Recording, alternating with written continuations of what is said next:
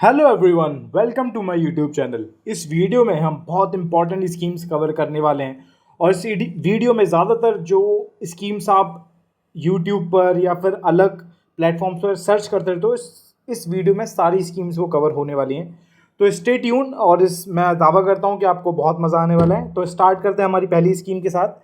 पहली स्कीम है पीएम सूर्य घर मुफ्त बिजली योजना। तो this is a solar rooftop scheme, यानी कि छत पर जो आपके सोलर पैनल्स लगाने वाली स्कीम है। ये लॉन्च हुई 2024 में, यानी कि इसी साल। Ministry of new and renewable energy. इसका जो टारगेट है, target is 1 crore households and this will provide about 300 units of free electricity to every household every month. Okay, the investment is 75,021, but in various sites you will see it is written that it is over 75,000 crore, तो we'll have to look into it that way। तो earlier name क्या था इसका? पुराना नाम था इसका PM सूर्योदय योजना। पीएम सूर्योदय से तब्दील होकर ये बन गया है पीएम सूर्यघर मुफ्त बिजली योजना। इसमें सब्सिडीज़ आपको कितनी कितनी मिलेंगी? सब्सिडीज़ अगर आप 1 किलोवाट का लेते हैं तो आपको 30,000 रुपये मिलेंगी, 2 किलोवाट का लेते हैं तो 60,000 रुपये मिलेगी, 3 किलोवाट का लेते हैं तो 78,000 रुपये मिलेगी, और अगर आप 2 किलोवाट लेते हैं तो आपको 60% की आपने सब्सिडी मिलेगी, और 2 किलोवाट से 3 किलोवाट में एडिशनल 40% की आपको सब्सिडी मिल जाएगी। कोलेटर फ्री लोन जो है आपको एट 7% की दर से मिलेंगे, पर अप टू 3 किलोवाट तक ही आपको कोलेटर फ्री लोन मिलेंगे, ये आपको याद रखना है। और कंसेशन लोन जो है अप टू 3 किलोवाट तक ही हैं। उसके बियॉन्ड अगर आप जाते हैं, यानी कि अगर 4 किलोवाट या 5 किलोवाट का आप लगाते हैं तो आपको ये कंसेशनल लोन नहीं मिलेगा, जो बैंक का नॉर्मल रेट चल रहा है, 10% 12% उस पर आपको मिलेगा। अर्बन लोकल बॉडीज और जो पंचायत हैं इनको इंसेंटिवाइज किया जाएगा टू प्रमोट दिस स्कीम। उसके बाद बोल रहा है कि it will develop a model solar village in each district. हर डिस्ट्रिक्ट में मॉडल सोलर विलेज बना दिया जाएगा and it is expected to add about lump sum 30 gigawatt of solar capacity. अब हम बात करते हैं प्रधानमंत्री मत्स्य किसान समृद्धि सहाय योजना की। This was announced in previous budget, यानी कि 2023-24 के बजट में, and this was approved in this year, यानी 2024 में, इसलिए इसकी इंपॉर्टेंस बहुत ज़्यादा बढ़ जाती है। Duration is 4 years from physical year 24 to 27, ये हमें याद रखना है। Financial location is 6,000 crore and out of which 50% is the public finance. Target क्या है इस स्कीम का? Target is at least 1 lakh hectare of aquaculture farms, ये हमें कवर करना है इस स्कीम के तहत। One time incentive for farm size up to 4 hectares. तो एक टाइम इंसेंटिव मिलेगा for farm size up to 4 hectares, और मैक्सिमम इंसेंटिव एक बेनिफिशियरी को 1 लाख रुपये मिल सकता है, इससे ज़्यादा नहीं मिलेगा। SC ST और वुमेन को एडिशनल जो इंसेंटिव है वो 10% ज़्यादा है, ये मैं आपको बताता हूँ। यानी कि अगर जनरल के लिए 25% है तो SC ST के लिए 35% है, और अगर जनरल के लिए 25% है या फिर 35 लाख है, तो इनमें से जो भी कम होगा, अगर मान लो 25% ज़्यादा है तो 35 लाख को कन्वर्ट किया जाएगा, 35 लाख ज़्यादा है तो 25% वाली अमाउंट को कंसिडर किया जाएगा, यानी कि जो इनमें से छोटा रहेगा उसको कंसिडर कर दिया जाएगा। जनरल केस में 25% 35 लाख हमें याद रखना है। SC ST वुमेन के केस में 35% 45 लाख हमें ऐसे याद करना है। और विलेज लेवल ऑर्गेनाइजेशन हैं या फिर SHG है या FPOs हैं या कॉपरेटिव हैं, उनके केस में 35% और 2 करोड़, हमें हम इसको ये बात याद रखनी है। तो ये जो चार्ट है बहुत इंपॉर्टेंट हो जाता है। जनरल के केस में आपको याद रखना है कि 25% 35 लाख, SC ST वुमेन के केस में 35% 45 लाख, और विलेज लेवल ऑर्गेनाइजेशन SHGs और FPOs और कॉपरेटिव के केस में 35% 2 करोड़। तो हमें ये बात याद रखनी है। उसके बाद AHIDF के केस में आते हैं, जो animal husbandry infrastructure development fund है। This was launch in 2020। हमें ये याद रखना है कि फिशरीज इंफ्रास्ट्रक्चर डेवलपमेंट फंड है, उससे हमें कंपेयर करके इसको चलना है। तो जो फिशरीज इंफ्रास्ट्रक्चर डेवलपमेंट फंड है वो लॉन्च हुई थी 2018-19 में, जबकि जो एनिमल हस्बेंड्री इंफ्रास्ट्रक्चर फंड है ये हुई है 2020 में। दोनों की जो ministry of fisheries animal husbandry and dairying में आता है। फाइनेंशियल आउटले अगर मैं इसकी बात करूं, दिस इज 29,610.25 करोड़, और इस स्कीम में कोई लिमिट नहीं है लोन अमाउंट की। Government will provide 3% interest subvention for 8 years, ठीक है। तो हमें याद रखना है कि इसमें गवर्नमेंट कितना सबवेंशन प्रोवाइड कर रहा है, 3% सबवेंशन है इसमें भी और फिशरीज इंफ्रास्ट्रक्चर डेवलपमेंट फंड में भी। और government will provide for 8 years, इस केस में 8 साल तक आप ले सकते हैं loan for up to 90% of the cost. While अगर मैं फिशरीज इंफ्रास्ट्रक्चर डेवलपमेंट फंड की बात करूं तो उसमें आप सिर्फ 80% ऑफ द कॉस्ट ले सकते हैं, और उसका जो रिपेमेंट पीरियड है वो आपका 12 साल तक का है। और एनिमल हस्बेंड्री इंफ्रास्ट्रक्चर में 8 साल और 90% ऑफ कॉस्ट तक आप ले सकते हैं, हमें ये बात याद रखनी है। This will provide credit guarantee to MSME and dairy cooperative up to 25% of the credit borrowed from credit guarantee fund of 750 crore, ठीक है। अब हम उसकी बात करते हैं फिशरीज इंफ्रास्ट्रक्चर डेवलपमेंट फंड की, और दिस बिकॉज ये भी न्यूज़ में था। तो जैसा मैंने आपको बताया कि हमें इसको एनिमल हस्बेंड्री के साथ कंपैरिजन करके पढ़ना है। तो ये लॉन्च हुआ था 2018 में। Animal husbandry infrastructure development fund was launch in 2020। दोनों ही ministry of fisheries animal husbandry dairying में आते हैं। इंपॉर्टेंट एजेंसी की बात करूं तो जो इम्प्लीमेंटिंग एजेंसी है इसकी वो है NFDB, which is national fisheries development board. अब जो इसका फंड साइज है, जो फिशरीज इंफ्रास्ट्रक्चर डेवलपमेंट फंड का फंड साइज है, इट इज 7,522 करोड़। वाइल आपको ये बात ध्यान रखना है कि animal husbandry infrastructure development fund का जो फंड साइज है वो है 29,610.25 करोड़। ठीक है, वाइल इसका जो फंड साइज है इट इज 7,522 करोड़। लमसम आप अगर इसको 7500 करोड़ भी याद रखोगे तो आप इसको एग्जाम में टिक कर सकते हो। ठीक है, तो 7500 करोड़ इसको याद रखो, उसको 29,610 करोड़ आप ऐसे याद रखो।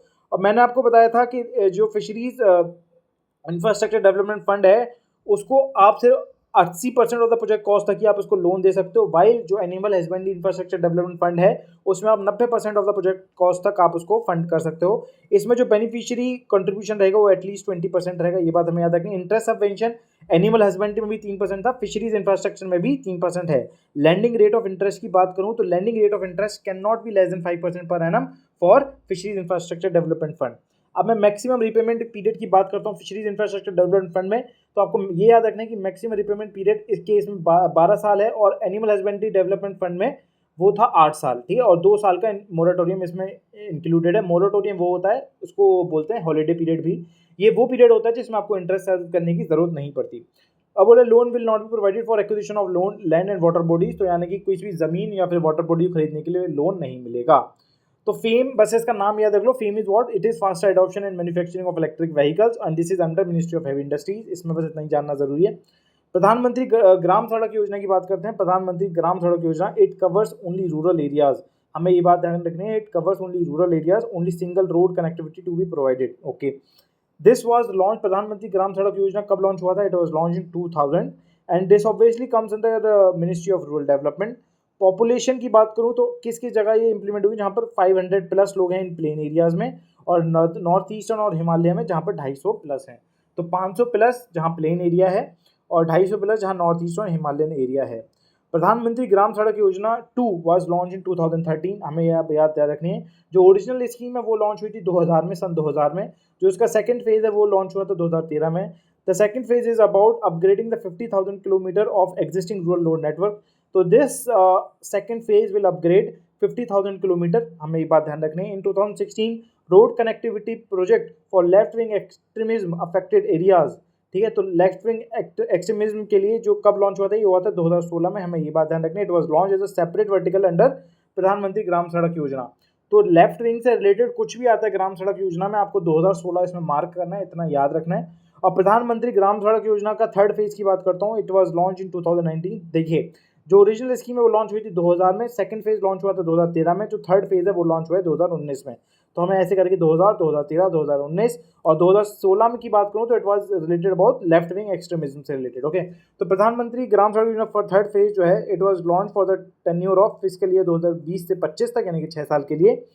ठीक है, and this is third phase is related to about 1.25 lakhs kilometre existing जो रूरल नेटवर्क है उसको कंसोलिडेट करना है। जो सेकंड फेज है it is about 50,000 kilometre and the third phase is about 1.25 lakh existing kilometre road. ठीक है, ये याद रखनी है। अब बोला no road can be taken up under PM Gram Sadak Yojana third phase before completion of 10 years of design life. तो वो PMGSY के थर्ड फेज में तभी आ पाएगा जब उसने अपनी 10 ईयर की जो डिजाइन लाइफ है वो कंप्लीट कर ली हो। अब क्या बोल रहा है? बोला दिस इज द इसकी इंप्लीमेंटिंग एजेंसी कौन है? This is NRIDA which is national rural infrastructure development agency.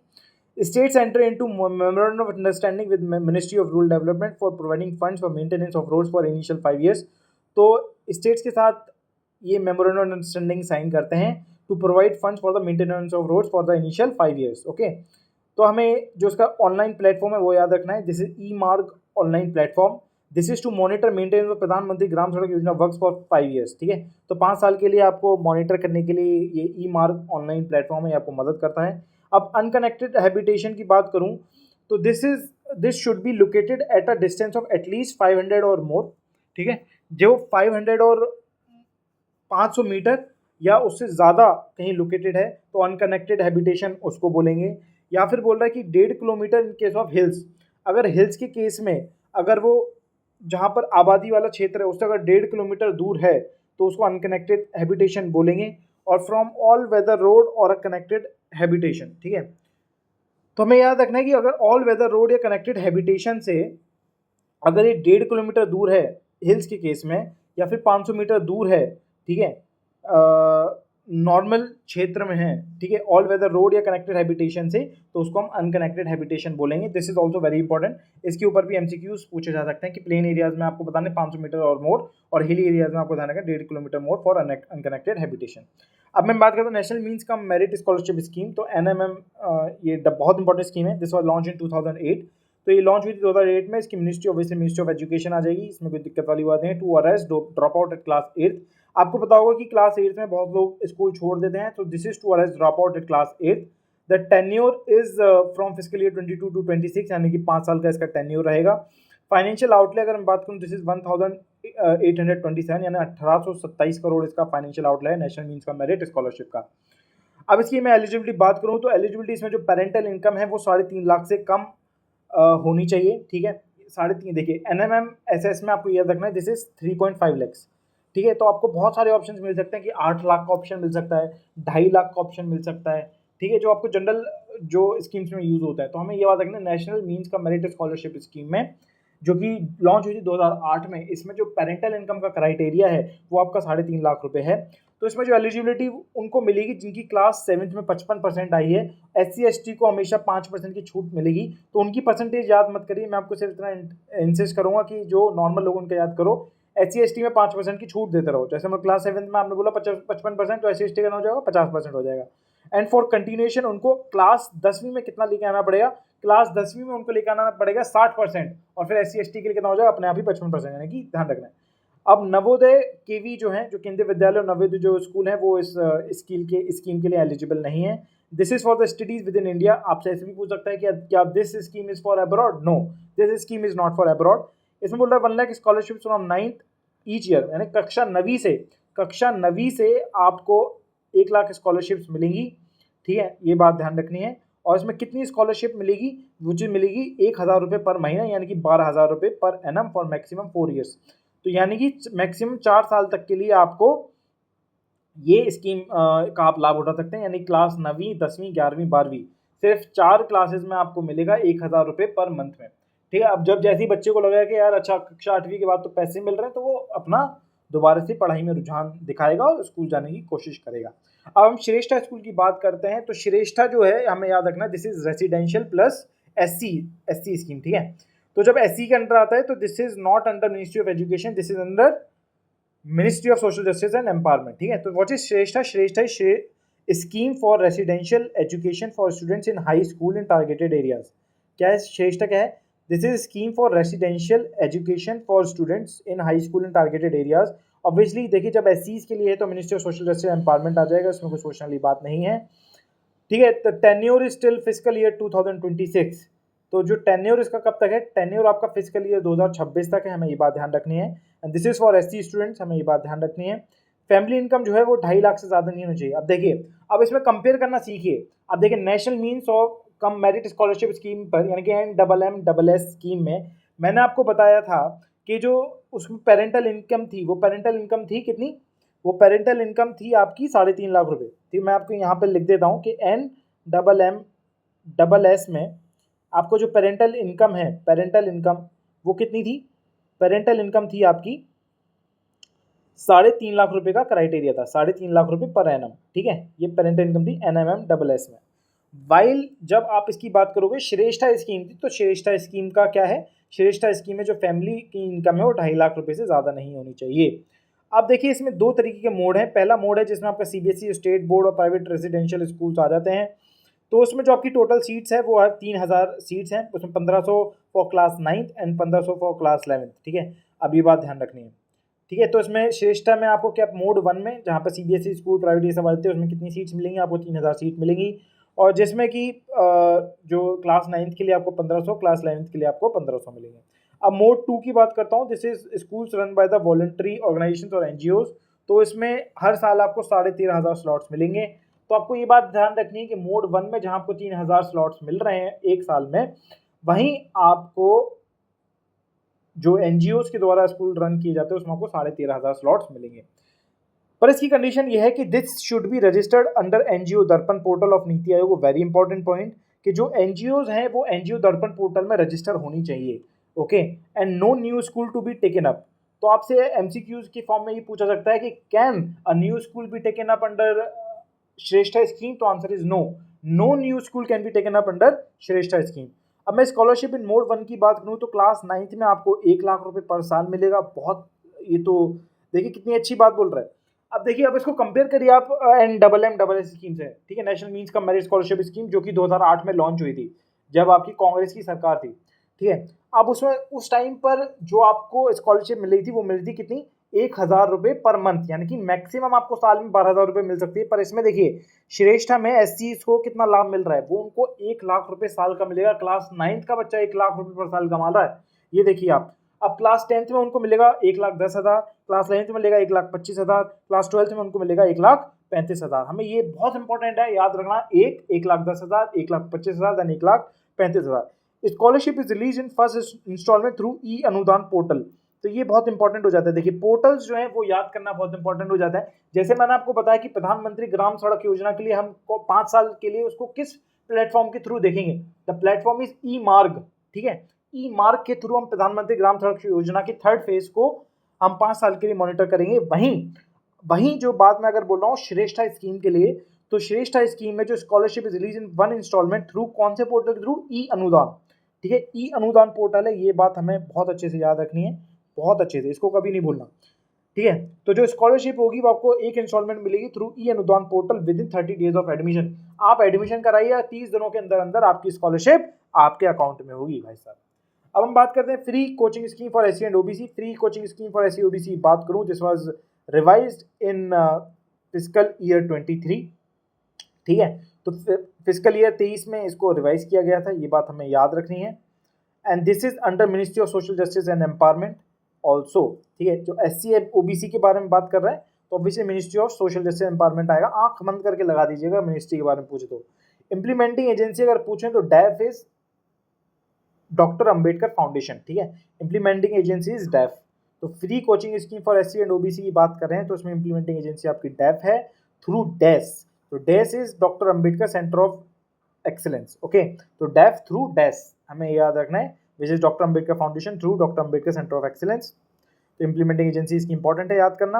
अब मैं इसमें देखिए पेरेंटल इनकम की अगर मैं बात करूं, पेरेंटल इनकम इसमें 8 लाख से कम होनी चाहिए। अब देखिए मैं इसमें सारी जो हमने अभी स्कीम पढ़ी है उसको समराइज करता हूं।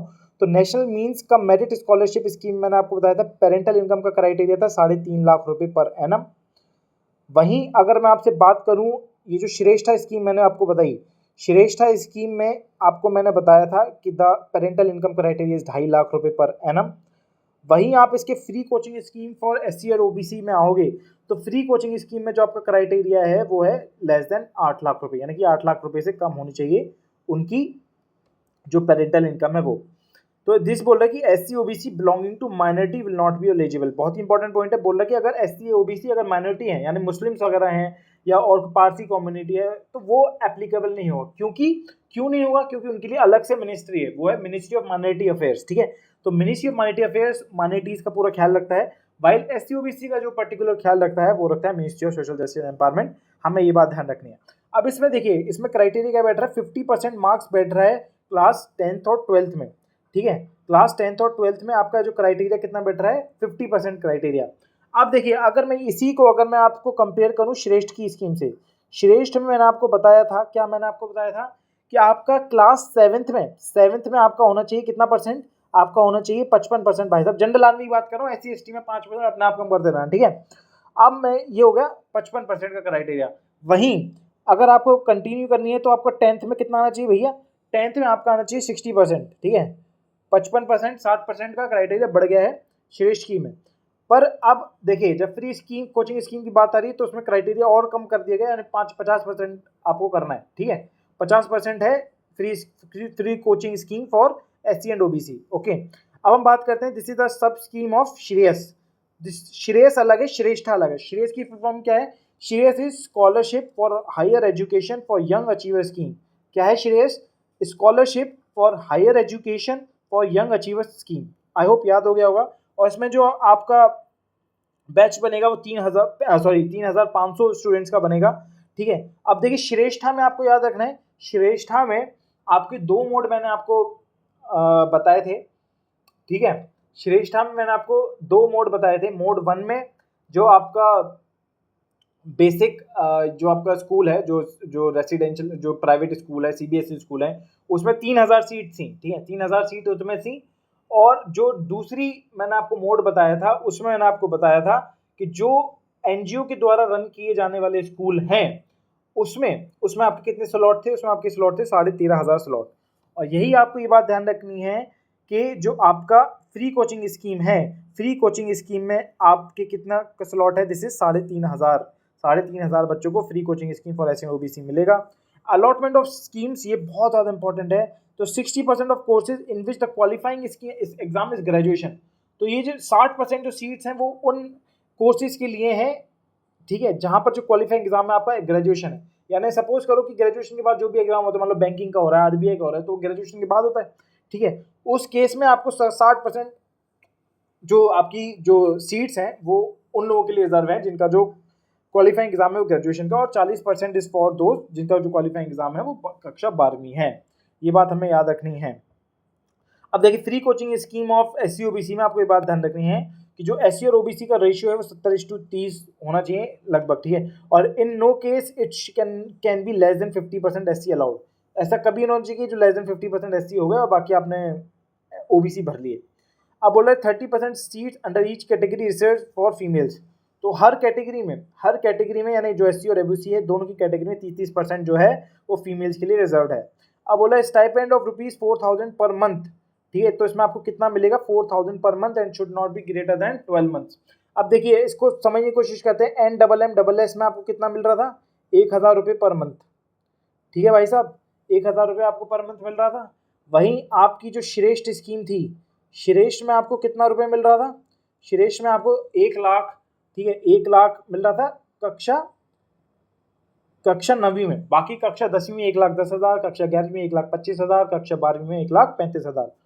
अब ये देखिए free coaching scheme for SC and OBC case में आपको 15,000 रुपये इंसेंटिव मिलेगा और स्टाइपेंड मिलेगा कितना? 4,000 रुपये पर महीना। 4,000 रुपये पर महीने मिलेगा किस केस में? Free coaching scheme for SC and OBC. और 15,000 इंसेंटिव अगर आप मेंस की जो मेंस है अपना एग्जाम है, मेंस को क्लियर कर लेते हो और इंटरव्यू में चले जाते हो तो आपको 15,000 रुपये इंसेंटिव मिल जाएगा। Benefits can be availed bye student not more than twice. तो सिर्फ आप 2 बार ही इसमें कोचिंग प्राप्त कर सकते हो भाई साहब, 2 से ज्यादा आप नहीं कर पाओगे। ऐसे तो भाई जिंदगी भर कोई कोचिंग ही प्राप्त करता रहेगा और 4,000 रुपये पर महीना लेता रहेगा। तो ये बहुत ही अनोखा स्टेप है कि 2 साल से ज्यादा आप इस कोचिंग स्कीम को नहीं यूटिलाइज कर सकते। कोर्स फी जो है can not be greater then 75% on पर स्टूडेंट बेसिस। तो जो कोर्स की जो फीस है वो 75,000 से ज्यादा नहीं हो सकती, हमें ये बात ध्यान रखनी है। अब हम बात करते हैं हम अपनी स्माइल स्कीम पर। Smile is support for marginalised individual for livelihood and enterprises. What is smile? Smile is support for marginalised individuals for livelihood and enterprises. हमें इसकी जो फुल फॉर्म बहुत ज़्यादा इंपॉर्टेंट है, इसको एक और बार में बोलते हैं कि आपको याद हो जाए। Support for marginalised individual for livelihood and enterprises. तो the SMILE scheme was launch in 2022। Ministries obviously देखिए जब मार्जिनलाइज इंडिविजुअल है, एससी एसटी ओबीसी कुछ भी आ रहा है, ministry of social justice empowerment, आंख बंद करके लगाना है। अब इसका जो टेन्योर है, टेन्योर देखिए फिजिकल ईयर 2022 to 26 है, यानी कि इसका जो ड्यूरेशन कितना हो गया? Duration is 5 years. ठीक है, तो फिजिकल ईयर 22 से 26 है तो इसका जो ड्यूरेशन कितना हो गया? 5 ईयर्स हो जाएगा। ठीक है, तो हमें इसका ड्यूरेशन भी याद रखना। This is from physical year 22 to 26। Financial year की फाइनेंशियल आउटले अगर बात करूँ, दिस इज 365 करोड़। 365 करोड़ आपको 365 दिन होते हैं, उसके हिसाब से याद कर लेना है। 265 इसमें आपको मिलेगा ट्रांसजेंडर्स के लिए और 100 करोड़ इसमें मिलेगा जो भीख मांगते हैं, बेगर्स हैं, उनके लिए। स्कॉलरशिप फॉर ट्रांसजेंडर्स की अगर मैं बात करूँ तो इसमें आपको कितना मिल रहा है पर साल? Scholarship for transgenders is 13,500 per year. Scholarship for transgender is 13,500 per year from class 9 to post graduation तक। ठीक है, कक्षा 9वीं से आपको मिलना स्टार्ट होगा, पोस्ट ग्रेजुएशन तक आपको भाई साहब ये मिलता ही रहेगा जब तक आप पोस्ट ग्रेजुएशन नहीं कर लेते। स्कॉलरशिप फॉर ट्रांसजेंडर्स है, ध्यान रखना। ट्रांसजेंडर्स के लिए कितना है? 13,500 रुपये पर साल from class 9 to post graduation. अब बोला shelter home for person engage in begging. तो जो भीख मांग रहे हैं उनके लिए क्या सुविधा है, उनके लिए शेल्टर होम बनाए जाएंगे। और जो डिपेंडेंट चिल्ड्रन है किसके लिए, फीमेल बेनिफिशियरी के, तो वो अगर उनका लड़का है, अगर जो फीमेल बेनिफिशियरी उनका लड़का है, अप टू 14 साल तक वो उनके साथ रह सकता है, और अगर उनकी लड़की है वो 18 साल तक उनके साथ रह सकती है। ये बात इसमें बोला गया है। अब बोला at least 1 Garima Griha to be set up in each state and 12 Garima Griha have been set up under 9 states. ठीक है, तो गरिमा गृह का कॉन्सेप्ट है, ये अपने डिस्क्रिप्टिव में भी लगा सकते हैं कि Garima Greh are being created for facilitation of the beggars. Okay, तो this is very important. SMILE is आपको फुल फॉर्म याद रखनी है। This is support for marginalised individual for livelihood and enterprise under ministry of social justice and empowerment. Credit enhancement guarantee scheme for schedule caste, तो कह रहे हैं credit enhancement guarantee scheme for schedule caste की अगर मैं बात करूं तो this promote entrepreneurship amongst SC entrepreneurs. It was announced in the union budget 2014-15। तो कौन से बजट में अनाउंस हुई थी, ये अनाउंस हुई थी 2014-15 में। बहुत ही इंपॉर्टेंट हो जाता है इसको याद करना कि credit enhancement guarantee for schedule cast जो है वो कौन से साल में आपका यूज हुआ, अनाउंस हुआ था। ये आपका अनाउंस हुआ था 2014-15 में। इसका जो इनिशियल कॉर्पस था credit enhancement guarantee for schedule cast का जो इनिशियल कॉर्पस था वो था 200 करोड़ रुपए। ऑब्वियसली देखिए जब एससी से लेटर आएगा तो ministry of social justice empowerment लगाना है। गारंटी पीरियड आपको रखना है 7 ईयर्स और repayment period which ever is earlier. ठीक है, तो गारंटी पीरियड कितना मिलेगा, 7 साल, या फिर रिपेमेंट पीरियड जो भी इनमें से छोटा होगा वो। Loan guarantee for 1 year and renewed at yearly interval, तो इसमें लोन गारंटी 1 साल के लिए जाती है, उसके बाद रिन्यू की जाती है over the years. Implementing agency आपकी कौन है, इंप्लीमेंटिंग एजेंसी इफ्की IFCI लिमिटेड, और इसमें किसी भी तरह का कोलेटरल नहीं देना। ठीक है, तो इसमें जो credit enhancement guarantee of schedule caste में बहुत ही इंपॉर्टेंट चीज ये हो जाती है कि जो मिनिमम अमाउंट ऑफ लोन है वो कितना है, मिनिमम अमाउंट ऑफ लोन आपके पास 15 लाख रुपए है। अब 15 लाख से 1 करोड़ में जो आपका गारंटी कवर होगा वो आपको मिलेगा 100%। 15 लाख से 1 करोड़ में आपको मिल रहा है 100% गारंटी कवर। 1 करोड़ से 2 करोड़ मिल रहा है 80%। 2 करोड़ से 5 करोड़ में मिल रहा है 70%। ग्रेटर देन 5 करोड़ में मिल रहा है 60%। Up to 5 crore, up to 5 crore तक ही आपको गारंटी पीरियड गारंटी कवर मिलेगा। ये बात हमें याद रखनी है।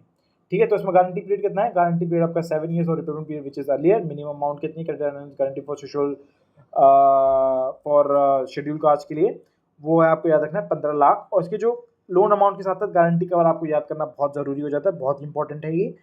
तो इसके लिए आपको याद रखना है 15 लाख से 1 करोड़ में 100%, 1 करोड़ से 2 करोड़ में 80%, 2 करोड़ से आपका 5 करोड़ में आपको मिलेगा 70%, और ग्रेटर देन 5 करोड़ में आपको मिलेगा 60%, पर अप टू 5 करोड़ तक ही आपका गारंटी कवर मिल पाएगा। अब क्या बोल रहा है, companies societies firms having more than 51% share holding by SC entrepreneurs और members with management control of at least 6 months existence, तो वही फर्म सोसाइटीज कंपनीज वही एलिजिबल हो पाएंगी जिसमें जो शेड्यूल कास्ट का जो कंपोनेंट है वो 51% से ज़्यादा का हो और उनकी जो मिनिमम ओनरशिप हो वो लगभग 6 महीने से ज़्यादा की हो। उसके बाद कवर करते हैं नेशनल टेक्निकल टेक्सटाइल मिशन। तो नेशनल टेक्निकल टेक्सटाइल मिशन जो है इट वाज लॉन्च इन 2020। कौन सी साल में लॉन्च हुआ था, it was launch 2020। Ministry is ministry of textiles, tenure till 31 मार्च 2026। तो 2026 तक ही आपका ये जो टेक्निकल टेक्सटाइल मिशन है कवर होगा। Financial outlay 1480 crore. तो ग्रेड क्या है, grade is a grant which is grant for research and entrepreneurship across aspiring innovators in technical textiles. तो ग्रेड क्या है, grade is a grant and this grant is up to 50 lakhs for up to 80 months। तो this is very important. तो full form चाहे आप इसकी याद रखो मत रखो, बट आपको ये पता होना चाहिए कि ग्रेड क्या है। ग्रेड एक ग्रांट है जो दिया जा रहा है up to 50 lakhs for up to 18 months। ठीक है, 50 लाख रुपए अप टू 18 मंथ्स तक आपका जो ग्रांट दिया जाए नेशनल टेक्निकल टेक्सटाइल मिशन में, जो कि लॉन्च हुआ था 2020 में अंडर मिनिस्ट्री ऑफ टेक्सटाइल्स। जो टेन्योर 31 मार्च 2026 तक है। Financial outlay 1480 crore. तो grant is up to 50 lakhs for 18 months. ठीक है, मतलब 1.5 साल तक आपको इसका जो ग्रांट है वो मिल सकता है। एडिशनल 10% ग्रांट फॉर इंक्यूबेटर्स, तो जो इंक्यूबेटर्स होंगे उनके लिए 10% ग्रांट एडिशनल है। ठीक है, उसके बाद हम बात करते हैं इनकी मिशन कंपोनेंट्स की। This is under national technical textile mission only. तो मिशन कंपोनेंट में इसका क्या है, research innovation and development with N outlay of 1000 crore. ठीक है जी, तो रिसर्च इनोवेशन डेवलपमेंट का जो आउटले है वो 1000 करोड़। उसके बाद प्रमोशन, पहले आप रिसर्च करोगे, उसके बाद प्रमोशन करोगे, फिर उसके बाद एक्सपोर्ट करोगे, फिर उसके बाद एजुकेशन ट्रेनिंग और स्किल डेवलपमेंट करोगे अपने लोगों का। तो इसके यही मिशन कंपोनेंट्स हैं। इसके 3 टायर ग्रुप हैं। पहला क्या है, mission steering group which is headed by textile minister. तो पहला जो टेक्सटाइल मिनिस्टर के हेड किया हुआ है which is mission steering group. Then empowered programme committee which is headed by secretary ministry of textiles, empowered programme committee. पहला आपको याद रखना mission steering group, empowered programme committee, then committee on technical textiles. What is committee on technical textiles on research innovation development which is headed by member NITI Aayog.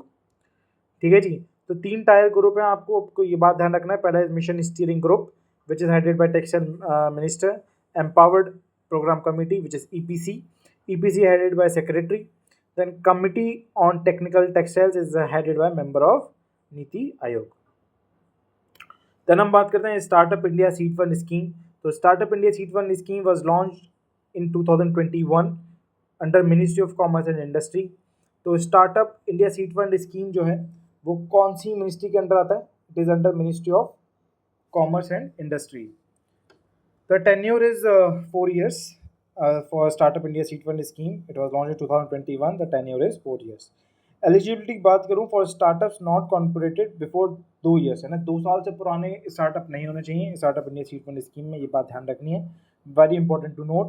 बोल रहा है not receive greater than 10 lakh of monetary support from government, और government से 10 लाख रुपए से ज़्यादा उन्होंने प्राप्त ना किया हो तभी startup India seed fund scheme में कवर हो पाओगे, और 2 साल से पुराना हो तो भी कवर नहीं हो पाओगे। और इसका हमें टेन्योर याद करना है, it is 4 years, launch in 2021 under ministry of commerce and industry. Share holding by Indian promoters at least 51% होनी चाहिए। और इंक्यूबेटर्स के लिए बताता हूँ, इंक्यूबेटर्स के लिए ऑपरेशनल फॉर एटलीस्ट 2 years, तो 2 साल के लिए ऑपरेशनल होने चाहिए। एटलीस्ट 5 स्टार्टअप्स, ठीक है, एटलीस्ट 5 स्टार्टअप्स उन्होंने ऑपरेट किए हों अपने under. Facilities to seat at least 25 individuals, ठीक है, तो फैसिलिटीज़ होनी चाहिए टू सीट एटलीस्ट 25 इंडिविजुअल, तो 25 लोग उसमें आ जाने चाहिए, ये बात हमें पता होनी चाहिए। must be assisted by central or state government, okay, if not assisted by central or state government then it has to be operational for 3 years, ठीक है। पहले तो बात ध्यान रखनी है, अगर वो असिस्ट करता है सेंट्रल स्टेट गवर्नमेंट द्वारा तो वो ऑपरेशनल होना चाहिए 2 साल के लिए, अगर नहीं करता तो उसके लिए ऑपरेशन होना चाहिए वो 3 साल के लिए, और अगर करता है तो उसमें उसने स्टार्टअप कितने अंदर लॉन्च किए हो? 5, और अगर नहीं करता है वो स्टेट और सेंट्रल गवर्नमेंट के अंडर तो उसको 10 स्टार्टअप लॉन्च करने होंगे, और the audit annual report for last 2 years भी चाहिए रहेगा if it is not assisted by the central state government. अब क्या बोल रहा है, इसका जो फाइनेंशियल एलोकेशन है, देखिए startup India seed fund scheme का जो फाइनेंशियल एलोकेशन है वो 945 करोड़ रुपया है, ये बात हमें पता होनी चाहिए। The financial allocation on the startup India seed fund scheme is 945 crore. This is to support the 3600 startups through 300 incubators. बहुत ही इंपॉर्टेंट है, to support 3600 startups under 300 incubators, ये startup India seed fund scheme का लक्ष्य है, ठीक है, ये startup India seed fund scheme का लक्ष्य है, जिसका की फाइनेंशियल एलोकेशन है 945 करोड़, ठीक है जी, जिससे वो 3600 स्टार्टअप को लॉन्च करवाएंगे थ्रू 300 इंक्यूबेटर्स। अब बोला disbursement of seed fund to startup by incubators, अब बोला up to 20 lakh for validation of the proof of concept और प्रोटोटाइप डेवलपमेंट, ठीक है, तो प्रोटोटाइप डेवलपमेंट के लिए 20 लाख वो दे सकते हैं। उसके बाद up to 50 lakh for investment for market entry commercialisation और scaling up through convertible debentures और डेट, तो उसके बाद जो इन्वेस्टमेंट जो मार्केट एंट्री के लिए कॉमर्शलाइजेशन के लिए उनको 50 लाख रुपए मिल सकते हैं। तो प्रोटोटाइप डेवलपमेंट के लिए 20 लाख मिलेंगे, फिर मार्केट एंट्री के लिए उनको 50 लाख रुपए डिसबर्स कर दिए जाएंगे, ये बात हमें ध्यान रखनी है। अब बोला एक्सपर्ट एडवाइजरी कमेटी, तो EAC expert advisory committee is responsible for execution and monitoring of the scheme. तो आपको ये ध्यान रखना है कि startup India seed fund scheme जो है वो कौन मॉनिटर करता है? It is monitored by EAC which is expert advisory committee. अब मैं बात करता हूँ आयुष्मान भारत PM जन आरोग्य योजना। तो आयुष्मान भारत जो है इसका जो पुराना नाम था वो आपको पता होना चाहिए, it is national health protection scheme. तो जन आरोग्य योजना का पुराना नाम था national health protection scheme NHPS, ऐसे करके याद रखिएगा। जो PM जन आरोग्य योजना है वो लॉन्च हुआ था 2018 में। कहाँ लॉन्च हुआ था? वो लॉन्च हुआ था रांची झारखंड में under ministry of health and family welfare, ठीक है। तो उसका पुराना नाम याद रखिएगा, it is national health protection scheme. It was launch इन 2018, और कहाँ पर लॉन्च हुआ था? वो हुआ था रांची झारखंड में under ministry of health and family welfare. And this the target is to cover कितनी करोड़ फैमिलीज? 12 करोड़ फैमिलीज इसका टारगेट है कवर करना। तो कितनी जो पीएम जन आरोग्य योजना में कितनी फैमिलीज वो कवर करेगा, वो कवर करेगा 12 करोड़ फैमिलीज, और 12 करोड़ में कितने लोग आ जाएंगे, 55 करोड़ बेनिफिशियरी आ जाएंगे। That is bottom 40% of the population will be covered under PM Jan Arogya Yojana. इसका जो प्रीमियम है, प्रीमियम इज 1052 रुपये पर साल पर फैमिली। तो प्रीमियम कितना है, 1052 रुपये पर साल पर फैमिली का इसका प्रीमियम है। एंड दिस हैज सब्स्यूम्ड राष्ट्रीय स्वास्थ्य बीमा योजना इन 2008। तो हमें ये बात ध्यान रखना बहुत ज़रूरी है कि पीएम जन आरोग्य योजना ने किस स्कीम को सब्स्यूम करा है। पीएम जन आरोग्य योजना सब्स्यूम करा है राष्ट्रीय स्वास्थ्य बीमा योजना 2008 में। ओके, अब बोल रहा है कट कवर्स अप टू कितना days pre hospitalisation, 3 days pre hospitalisation and 15 days post hospitalisation, ये हमें पता करना है। द हेल्थ कवरेजेस 5 लाख रुपए पर फैमिली पर एनम, ठीक है। और इसमें हमें ये बात ध्यान रखना है कि फैमिली मेंबर्स की कोई लिमिट नहीं है, ठीक है। 5 लाख रुपए पर फैमिली, अब उसमें चाहे आपके 10 बच्चे हों, आपके 20 बच्चे हों, 100 बच्चे हों, उससे कोई लेना देना नहीं है। 5 लाख रुपए पर फैमिली से लेना देना है, बात ध्यान रखनी है। Children up to 5 years can avail benefit under parents card. तो जो बच्चे 5 साल के अंदर हैं वो अपने पेरेंट्स के कार्ड से लाभ उठा सकते हैं। आयुष्मान भारत की बात कर रहा है, दिस द न्यूज से रिलेटेड ये बात है कि milestone of 30 crore Ayushman cards, तो 30 करोड़ से ज़्यादा आयुष्मान कार्ड्स का जो माइलस्टोन है वो अचीव कर लिया गया है, और यूपी ने इसको टॉप किया है। And this achieves what, it achieves the SDG 3 which is universal health coverage, ठीक है। SDG is what, it is sustainable development goals. Ministry of Health and Family Welfare formed 16-member committee under chairmanship of VK Paul to review implementation of PM Jan Arogya Yojana. तो PM Jan Arogya Yojana के लिए कितने लोगों की committee बनाई गई है साहब, 16 लोगों की कमिटी बनाई गई है, और उनके जो चेयरमैन साहब कौन है, चेयरमैन साहब हैं VK पॉल साहब, ठीक है जी। तो 16 लोगों की कमिटी अंडर VK पॉल, ठीक है, for the implementation of PM Jan Arogya Yojana. अब मैं बात करता हूँ मिष्टी स्कीम की। MISHTI is what, MISHTI is mangrove initiative for shoreline habitats and tangible income. MISHTI is what, mangrove initiative for shoreline habitat and tangible income. Mangrove initiative for shoreline habitats and tangible income. तो जो मिष्टी scheme है आपकी वो launch हुई थी 5 जून 2023 में, ठीक है। बहुत इंपॉर्टेंट हो जाता है कि मिष्टी कब लॉन्च हुई थी।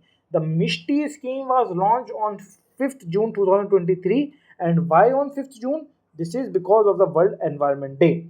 तो आपसे ऐसे ही पूछा जा सकता है कि भाई वर्ल्ड एनवायरनमेंट डे कौन सी तारीख को मनाया जाता है, इट इज 5 जून, ठीक है। और इस वर्ल्ड एनवायरनमेंट डे यानी कि 5 जून में हमें ये याद रखना है कि आपका मिष्टी स्कीम भी लॉन्च हुई थी 2023 में। तो this was announced in the previous budget, यानी कि बजट 2023-24 में ये अनाउंस किया गया था। द टेन्योर इज 5 ईयर्स, तो मिष्टी का जो टेन्योर है वो 5 साल का है। This emphasis the restoration of mangroves covering approximately कितना, 540 किलोमीटर स्क्वायर। तो 540 kilometre square would be covered under MISHTI scheme. तो हमें बात ध्यान रखना है। तो restoration of mangroves covering approximately 540 kilometre square, बहुत ही इंपॉर्टेंट ये डाटा है, इसको हमें याद रखना बहुत ज़रूरी है कि उसका टेन्योर कितना है 5 साल, और वो एरिया कितना कवर कर रहा है 540 किलोमीटर स्क्वायर। और जो लॉन्च कब हुआ था, वो हुआ था 5 जून 2023 में on the occasion of world environment day. Mangrove initiative for shoreline habitat and tangible income. अब मैं बात करता हूँ PMEGP की, बहुत ही इंपॉर्टेंट स्कीम है, बहुत ही इंपॉर्टेंट स्कीम हो जाती है। तो PMEGP क्या है, this is prime minister employment generation programme, ठीक है जी। तो PMEGP जो है वो लॉन्च हुई थी 2008 में, तो 2008 में लॉन्च हुई थी जबकि कांग्रेस था शासन में, हमें बात ध्यान रखनी है। PMEGP वाज लॉन्च्ड इन 2008, ठीक है। इससे पहले हमने कौन सी स्कीम पढ़ी है जो 2008 में लॉन्च हुई थी, इससे पहले हमने स्कीम पढ़ी है NMMSS, national means cum merit scholarship. It was also launched in 2008, ठीक है। कंपेयर करके पढ़ोगे चीज़ें आसान हो जाएंगी। उसके बाद आप PMEGP ऑब्वियस सी बात है, this is under ministry of MSME। What is MSME, micro small medium enterprises, ठीक है। तो नोडल एजेंसी कौन है, nodal agency of PMEGP is KVIC, Khadi village industrial commission. Then tenure is from 2022 to 26, यानी कि 5 साल, 22 से 26 इसका टेन्योर है, ये बात ध्यान रखिएगा। फाइनेंशियल आउटले इज 13,554 करोड़, ठीक है। तो लगभग 13,500 आप ध्यान रखना है, 13,554 आप याद रख लेना, ठीक है। 13,554 करोड़ है PMEGP का, and the tenure is 22 to 26 and for 5 years, and financial outlay is 13,554 crore. The target की बात करूँ तो target is to set up 4 lakh projects, ठीक है। 30 lakh employment, 4 lakh projects, 30 lakh employment, upgradation of 1000 units in each financial year, ठीक है। तो सेटअप कितने प्रोजेक्ट्स करने हैं? सेटअप आपको करना है 4 लाख प्रोजेक्ट्स। कितने लोगों को एम्प्लॉयमेंट देना है? 30 लाख लोगों को एम्प्लॉयमेंट देना है। एंड अपग्रेडेशन ऑफ कितनी यूनिट्स? 1000 यूनिट्स का अपग्रेडेशन होना है हर एक साल में। एज क्या है इसका? एज होनी चाहिए आपका 18 साल से ऊपर। मिनिमम क्वालिफिकेशन है class 8 for projects above 5 lakhs in services and for projects above 10 lakhs in manufacturing. तो मैन्युफैक्चरिंग के अगर 10 लाख से ज़्यादा कर रहे हो तो वो कक्षा 8वीं से ऊपर का पास होना चाहिए। और अगर सर्विस की बात कर रहे हो किसमें, तो वो 5 लाख रुपए से अगर ज़्यादा का है तो उसको कक्षा 8वीं से बड़ा होना चाहिए। जैसे बोला 1% फ्रॉम 1 फैमिली इज एलिजिबल, एक फैमिली से एक आदमी ही एलिजिबल हो पाएगा। अब बोला PMEGP was the merger of 2 schemes, तो कौन सी स्कीम, 2 स्कीम्स मिला के PMEGP बनाई गई थी? इससे इंपॉर्टेंट सवाल तो कुछ हो ही नहीं सकता। PMEGP was the merger of 2 schemes which is prime minister's Rozgar Yojana and rural employment generation programme.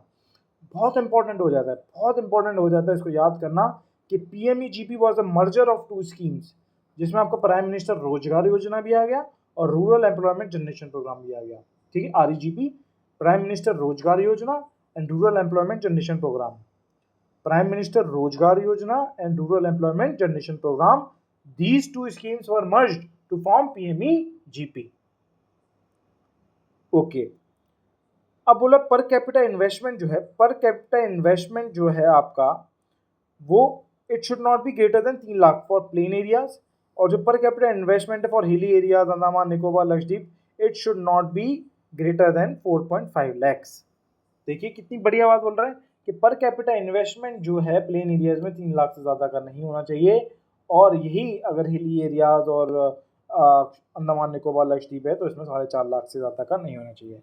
अब एंटरप्रेन्योरशिप डेवलपमेंट प्रोग्राम की बात करूं, EDP इसको बोलते हैं, तो प्रोजेक्ट अप टू 5 लाख में आपको 5 दिन का ये एंटरप्रेन्योरशिप डेवलपमेंट प्रोग्राम, इनकी ट्रेनिंग होती है, वो मिलता है। प्रोजेक्ट ग्रेटर देन 5 लाख है तो आपको एटलीस्ट 10 डे की ट्रेनिंग करनी पड़ेगी, ठीक है जी। तो प्रोजेक्ट अप टू 5 लाख में 5 दिन की ट्रेनिंग, और प्रोजेक्ट ग्रेटर देन 5 लाख में आपको एटलीस्ट 10 दिन की training. No EDP training mandatory for project up to 2 lakh, 2 lakh के लिए आपको कोई EDP ट्रेनिंग की जरूरत नहीं है। No collateral up to 10 lakh, 10 lakh तक आपको कोई कोलेट्रल नहीं देना भाई साहब, 10 लाख तक कोई कोलेट्रल नहीं है, मस्त। CGTMSE provides collateral guarantee up to 2 crore. तो PMEGP के अंदर आपको ये बात ध्यान रखनी है, PMEGP के अंदर आपको ये बात ध्यान रखनी है, the CGTMSE provides collateral guarantee up to 2 crore, ठीक है। तो PMEGP में आपको CGTMSE कितनी गारंटी दे रहा है? अप टू 2 करोड़ की ही गारंटी दे रहा है। अब क्या बोल रहा है देखिए, अब बोला funds under 2 major head, margin money subsidy and backward and forward linkages. क्या बोल रहा है? तो funds under 2 major heads which is margin money subsidy and backward and forward linkages, 2 major heads है जिसके अंदर उसके फंड्स हैं, which is margin money subsidy and backward and forward linkages for setting up of new micro units, ठीक है। तो new micro units के लिए अगर जनरल कैटेगरी SC ST तो अलग इनका हिसाब किताब है, तो जो बेनिफिशियरी कॉन्ट्रीब्यूशन होना चाहिए 10% का होना चाहिए न्यू माइक्रो यूनिट्स के लिए, वहीं SC ST में 5% से काम चल जाएगा। सब्सिडी की अगर बात करूँ, सब्सिडी 15% मिलेगी अर्बन में, 25% मिलेगी रूरल में, 15-25 का खेल है। वहीं SC ST केस में 25-35 का खेल है, ठीक है। 25% अर्बन में, 35% रूरल में। क्या क्या याद रखना है? सब्सिडी अगर नई माइक्रो यूनिट आपको स्टैब्लिश करनी है तो देखो भैया, बेनिफिशियरी कंट्रीब्यूशन होगा 10% नॉर्मल लोगों के केस में, SC ST केस में 5%, सब्सिडी जो होगी आपकी 15% होगी अर्बन में, 25% होगी रूरल में। वहीं SC ST केस में 25% और 35% का खेल है। Maximum project cost admissible maximum project cost admissible under margin money subsidy, मैंने आपको बताया ना ये 2 फंड्स के अंडर होता है, मार्जिन मनी सब्सिडी और बैकवर्ड एंड फॉरवर्ड लिंकेजेस।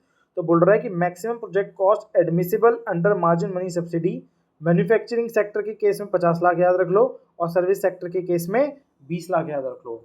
ठीक है। तो मार्जिन मनी सब्सिडी के अंदर मैन्युफैक्चरिंग का क्राइटेरिया है 50 लाख, सर्विस सेक्टर का क्राइटेरिया है 20 लाख, बस। उसके बाद एक पेज और है, ये और पढ़ लेते हैं। बोला second loan for upgradation of existing PMEGP, ठीक है, सेकंड लोन की बात कर रहा है फॉर एग्जिस्टिंग पीएमईजीपी। तो उसमें आपका बेनिफिशियरी कंट्रीब्यूशन होना चाहिए भाई साहब 10%, ठीक है।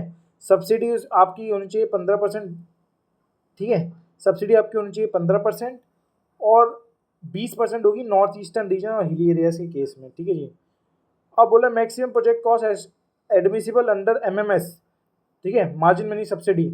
तो पहले मैंने आपको मैन्युफैक्चरिंग में 50 लाख था और सर्विस में 20 लाख था। अब सेकंड लोन की केस में मैन्युफैक्चरिंग में हो जाएगा 1 करोड़ और सर्विस में हो जाएगा 25 लाख, ठीक है जी। तो जहाँ वो देखो, जहाँ मैन्युफैक्चरिंग पहुँच गया है 50 लाख से 1 करोड़, वहीं जो आपका सर्विस सेक्टर में पहुँचा है 20 लाख से 25 लाख, ठीक है। बस हमें ऐसे करके इसको याद करना है। सेकंड लोन के केस में मैक्सिमम सब्सिडी जो आपकी मिलेगी वो आपको मिलेगी 15 लाख रुपए in second loan for manufacturing, ठीक है, और वही 5 लाख रुपए बढ़ जाएगी for north eastern region hilly areas में। तो 15 लाख आपको याद रखना है, 20 lakh for north eastern region आपको ऐसे हो जाएगा। और वहीं वहीं सर्विसेज के केस में 3.75 लाख मिलेगा नॉर्मल लोगों को और 5 लाख मिलेगा for north east reason and hilly areas के केस में, ठीक है जी। नॉर्थ ईस्ट रीजन और हिली एरियाज के केस में आपको ऐसे याद रखना है, ठीक है। तो इसमें 15 lakh, 20 lakh, then 3.75 lakh and then 5 lakh, ऐसे करके इसको आपको स्कीम को कवर कर लेना है। अब मैं CGTMSE की बात करता हूँ, this is credit guarantee fund trust for micro and small enterprises. तो CGTMSE जो है भाई साहब वो आपकी लॉन्च हुई थी 2020 में। CGTMSE कब लॉन्च हुए थे? Credit guarantee fund trust for micro and small enterprises, it was launch in 2020। Obviously ministry of MSME आएगा। Implementing agency CGTMSE has surpass 1.5 lakh crore with guarantee worth guarantee amount during physical year 2023-24। तो ये 2023-24 में जो इसकी जो कितनी अमाउंट वर्थ गारंटी इसने सरपास कर दी है, 1.5 लाख करोड़ रुपए की इसने गारंटी दे दी थी भाई साहब। CGTMSE जो है, अब देखिए इनमें 2 लोगों का मिलकर कॉर्पस बन रहा है, एक है मिनिस्ट्री ऑफ MSME और दूसरा है सिडबी, ठीक है जी। मिनिस्ट्री ऑफ MSME और सिडबी, इनका जो कॉर्पस का रेशियो है वो है 4:1 का। तो जहाँ मिनिस्ट्री ऑफ MSME 4 भाग मिलाएगा, सिडबी जो है 1 भाग उसको मिलाना पड़ेगा।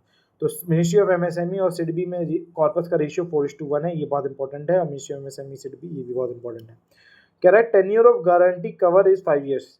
तो CGTMSE का जो गारंटी कवर है वो 5 ईयर्स है, आपको ध्यान रखना है। वहीं आउटस्टैंडिंग अप टू 10 लैक्स, तो जो loan outstanding up to 10 lakhs तक है, so for this the initiation of legal proceeding not required. अगर 10 लाख तक का आपने लोन लिया और उसमें गड़बड़ी कर दी तो इनिशियल प्रोसीडिंग उसमें ज़रूरत नहीं है।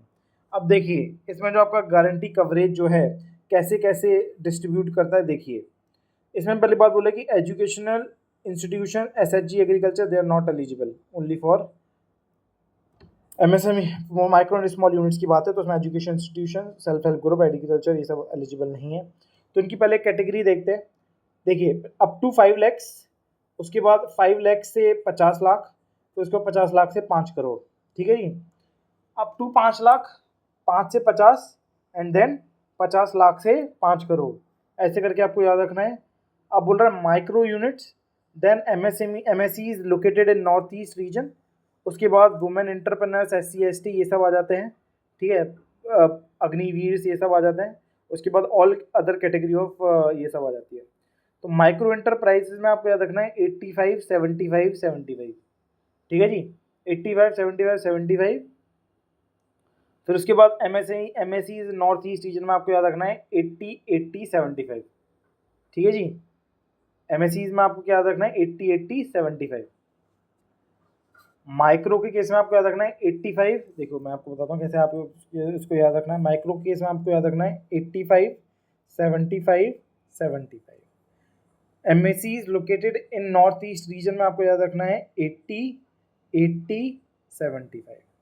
अब वुमेन एंटरप्रेन्योर SC ST के केस में सब 85, ऑल 85 है, और ऑल अदर कैटेगरी के केस में आपको सब 75, ऐसे करके आपको याद रख लेना है, ठीक है जी। तो माइक्रो एंटरप्राइजेज में आपको याद रखना है 85, 75, 75 and then MSE is located in north east region में आपको याद रखना है 80, 80, 75। वुमेन SC ST केस में सब 85 और ऑल अदर कैटेगरी के इसमें 75% इसका गारंटी कवरेज है। Scheme of sugar subsidy for Antyodaya अन्न योजना। तो इस स्कीम का जो टेन्योर है वो है 31 मार्च 2026 तक। This is a central government subsidy जिसमें 18.5 रुपये पर केजी पर मंथ की सब्सिडी सरकार देगी, और जो पब्लिक में डिस्ट्रीब्यूशन होता है वो होता है 1 रुपये पर केजी पर मंथ के हिसाब से।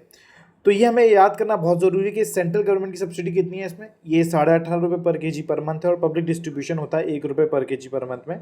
And this is to benefit 1.89 crore Antyodaya Yojana family. Okay, तो उसके बाद हम चलते हैं हमारी नेक्स्ट स्कीम पर, विच इज स्वच्छ भारत मिशन अर्बन 2.0। तो this was launch in 2021, the first version was launch in 2014। So here is one small news that as on 31st January 2024, out of 766 districts, 729 districts are manual scavenging free. So this was the update in it. So the ministry under which Swachh Bharat Mission is working is Ministry of Housing and Urban Affairs.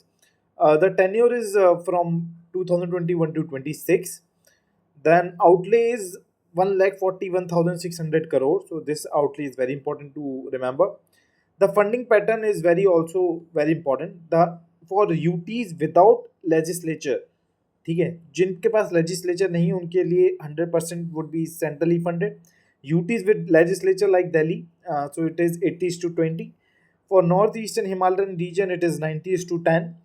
For urban local bodies less than 1 lakh population it is 50:50. For 1 lakh to 10 lakh population it is 33:67. And for urban local bodies greater than 10 lakh population it is 25:75. So this funding pattern is also very important to remember. As far as the mission outcomes is considered, all statutory towns for 3-star garbage free और higher, ठीक है, 3-star garbage मतलब हर जो town है वो 3-star garbage free और higher है, at least ODF plus होना चाहिए, less than 1 lakh population become at least ODF plus plus. वैसे जनरली ODF ओडर फ्री, ठीक है, या तो ओडर फ्री प्लस होना चाहिए, अगर उसकी पॉपुलेशन 1 लाख से कम है तो वो ODF प्लस प्लस होना चाहिए। And 50% of statue towns less than 1 population become water plus, ठीक है, तो 50% जो स्टैच्यू टाउन है जिनकी लेस देन 1 लाख पॉपुलेशन है टू बिकम वाटर प्लस। तो ये इससे स्वच्छ अर्बन मिशन 2.2 के लाभ है। अब हम चलते हैं हमारी नेक्स्ट स्कीम पर, which is Prithvi, which is known as Prithvi Vigyan. It was launch in 2024। The ministry is ministry of earth sciences, duration is 2021 to 26, cost is 4797 crores, encompasses 5 sub schemes which is across, OSMART, Pacer, Sage, Reach Out. What are the 4 schemes? Across, Pacer, OSMART, Sage, Reach Out.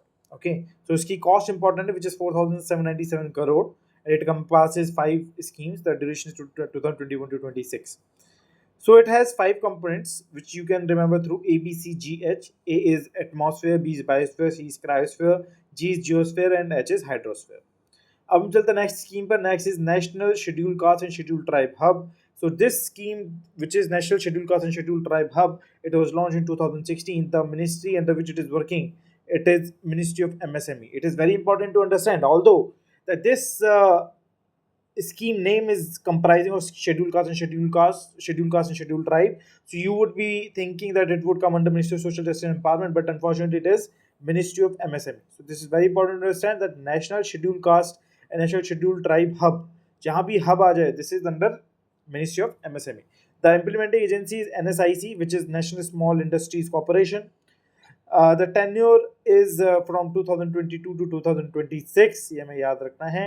To encourage SC/ST owned units to achieve share of at least 4% of total procurement होना चाहिए SC/ST owned units का. Financial outlay is 438 crores. This is also very important. Beneficiaries need to remain in service for 3 years after availing subsidy. ठीक है, तो service में कब तक रहनी चाहिए? For 3 years after availing the subsidies. The PM Vishwakarma की बात करते हैं तो इट इज जो न्यूज है कि Jammu and Kashmir is the first union territory to implement PM Vishwakarma. So this PM Vishwakarma was launched in 2023. Ministry is obviously Ministry of MSME. Tenure is 5 years from 2024 to 28. Then financial outlay is 13,000 crore. Which is very important to remember, 13,000 crore. Then tagline is Samman Samarthya Samriddhi. The target for first year is 5 lakh families. तो पहले साल का target 5 lakh families है। Total इसमें कितनी families को cover करना है, which is 30 lakh families over 5 years. Minimum age is 18 years, 1 member पर फैमिली, 18 ट्रेड। ठीक है, तो इसमें 18 ट्रेड है जिसमें आपके black Smith, cobbler, other things would cover. तो वो सब याद करने की जरूरत नहीं है, आप 18 ट्रेड्स इसमें याद रखिए और इसमें ध्यान रखिए कि एक फैमिली से एक आदमी इसमें कवर होगा। मिनिमम एज की जो रिक्वायरमेंट है वो 18 साल है इसमें। अब स्किल अपग्रेडेशन की बात करते हैं तो बेसिक ट्रेनिंग जो होती है वो 5 से 7 डेज की मिलती है एंड एडवांस ट्रेनिंग जो होती है वो ग्रेटर देन 15 डेज पर मिलती है। ट्रेनिंग स्ट्राइपेंड जो आपको मिलता है वो 500 रुपये पर डे का मिलता है। ट्रेनिंग के दौरान आपको 500 रुपये पर दिन मिलेंगे। टूल किट इंसेंटिव आपको अप टू 15,000 तक मिल सकता है पीएम विश्वकर्मा में। ठीक है, तो ट्रेनिंग स्ट्राइपेंड 500 रुपये पर दिन का, ये बात ध्यान रखनी है। बेसिक ट्रेनिंग 5 से 7 डेज और advance training greater than 15 days. Credit support बात करूं तो collateral free loans up to 3 lakh in 2 tranches will be given. पहला है आपका 1 लाख, दूसरा आपका 2 lakh for 18 and 30 months respectively. तो जब आप 1 लाख का लोगे तो आपको 18 मंथ्स का वो मिलेगा और जब आप 2 लाख का लोगे तो आपको 30 मंथ्स का रिपेमेंट पीरियड मिलेगा। तो इसमें कितनी ट्रांचेस हैं, इसमें 2 ट्रांचेस हैं, 1 लाख 2 लाख की, जो 18 महीने और 30 महीने के लिए होंगी। इंटरेस्ट रेट इसमें 5% है पीएम विश्वकर्मा में एंड गवर्नमेंट का सबवेंशन अप टू 8% है, ये ध्यान रखना है। And this is also important that 1 rupee per digital transaction they can earn which is has a limit of up to 100 rupees monthly. So it is also very important to remember. Now we are coming to Amrit Bharat Station. Amrit Bharat Station was launched in 2022. The obviously stations are linked to Ministry of Railways होगा। Coverage इसमें कितना है 1309 stations. Minimum 2 stalls for 1 station 1 product. तो कितने minimum stalls होने चाहिए? Minimum 2 stalls for 1 station 1 product. High level platform जिसमें 760 से 840 mm के प्लेटफॉर्म होंगे। Jal Jeevan Mission is also very important. Up to 0.2% can be utilized for carrying out water quality monitoring and surveillance activities. तो जो भी आपका outlay है उसका 0.2% आप यूटिलाइज कर सकते हो for carrying out water quality monitoring and surveillance activities. तो उसको देखना भी पड़ेगा ना कि भाई पानी की क्वालिटी कैसी है, कोई इसको गंदा तो नहीं कर रहा। तो उसमें 0.2% की जो कॉस्ट है वो इसमें आप दे सकते हैं। तो this is the recent update as per the Jal Jeevan mission is concern. तो water quality monitoring and surveillance के लिए आप 0.2% दे सकते हैं और जापानीज एन्सेफेलाइटिस के लिए आप 0.5% ऑफ एनुअल एलोकेशन दे सकते हैं। तो it is very important to understand for monitoring purpose it is 0.2% and for Japanese encephalitis it is 0.5%। 10.8 crore households provided tap water connection. तो इसके अंदर 10.8 करोड़ से ज़्यादा लोगों को हमने टैप वाटर कनेक्शन पहुंचा दिया है। This is as per the Indian economy review. ठीक है, इंडियन आपको पता होगा कि इंटरम बजट से पहले इंडियन इकोनॉमी रिव्यू आया था, तो इसके हिसाब से उसने बोला कि 10.8 करोड़ हाउस होल्ड्स वर प्रोवाइडेड टैप वाटर कनेक्शन। तो जल जीवन मिशन के बारे में थोड़ा जानने की कोशिश करते हैं। जल Jeevan mission was launch in 2019, it is very important. Obviously ministry of Jal शक्ति के अंदर आएगा। Target year is 2024। Financial outlay इसमें 3.6 लाख करोड़ है, ये भी इंपॉर्टेंट हो जाता है याद करना कि जल जीवन मिशन में जो financial outlay which is 3.6 lakh crore, it was launch in 2019। What is NRDWP? NRDWP is national rural drinking water programme. ठीक है, तो इसने किस चीज को सब्स्यूम किया है? इसने NRDWP को सब्स्यूम करा है। जल जीवन मिशन ने किस प्रोग्राम को सब्स्यूम करा है? NRDWP। NRDWP is national rural drinking water programme and this Jal Jeevan mission is to provide water for 55 litre per capita per day. ठीक है, तो 55 LPC PD, तो 55 litre per capita per day it is going to provide. Jal Jeevan mission के बारे में और भी बातें जानते हैं। It has recently covered the milestone of providing tap water connection to 14 crore households since 2019। तो 14 करोड़ लोगों को उसने रूरल हाउस होल्ड को कवर किया है विच इज 72.71%। 6 स्टेट्स ने अपनी 100% कवरेज करी है which is GTH, GPH, Goa, Telangana, Haryana and Gujarat, Punjab, Himachal Pradesh. ठीक है, तो जो 6 स्टेट्स हैं जिन्होंने 100% कवरेज हो गया इनका, जिस is Goa, Telangana, Haryana and Gujarat, Punjab, Himachal Pradesh. 3 UTs भी हैं। 3 UTs हैं आपकी पुदुचेरी, दमन दीव एंड अंडमान निकोबार आइलैंड। अब बोला greater than 2 lakh villages and 161 districts has been declared Har Ghar Jal. Provided tap water supply to 9.24 lakh schools and 9.57 anganwadi centres. ठीक है जी, तो 9.24 लाख जो आपके स्कूल्स को और 9.57 लाख आंगनवाड़ी सेंटर्स को इन्होंने क्या किया हुआ है? टैप वाटर सप्लाई दिया हुआ है। बाद हम आते हैं मनरेगा स्कीम में। मनरेगा स्कीम की बात करूं तो आपको पता होगा कि मनरेगा revise wage rate on the basis of the CPI-AL, ठीक है, which is agriculture labours. Then Aadhaar payment bill system has been made mandatory. 2024-25 budget estimate for मनरेगा is 86,000 crore. Funds to West Bengal has been stopped under section 27 of मनरेगा 2005। आपको पता होगा कि waste Bengal के जितने भी फंड्स हैं अंडर मनरेगा उसको रोक दिया गया है, ठीक है।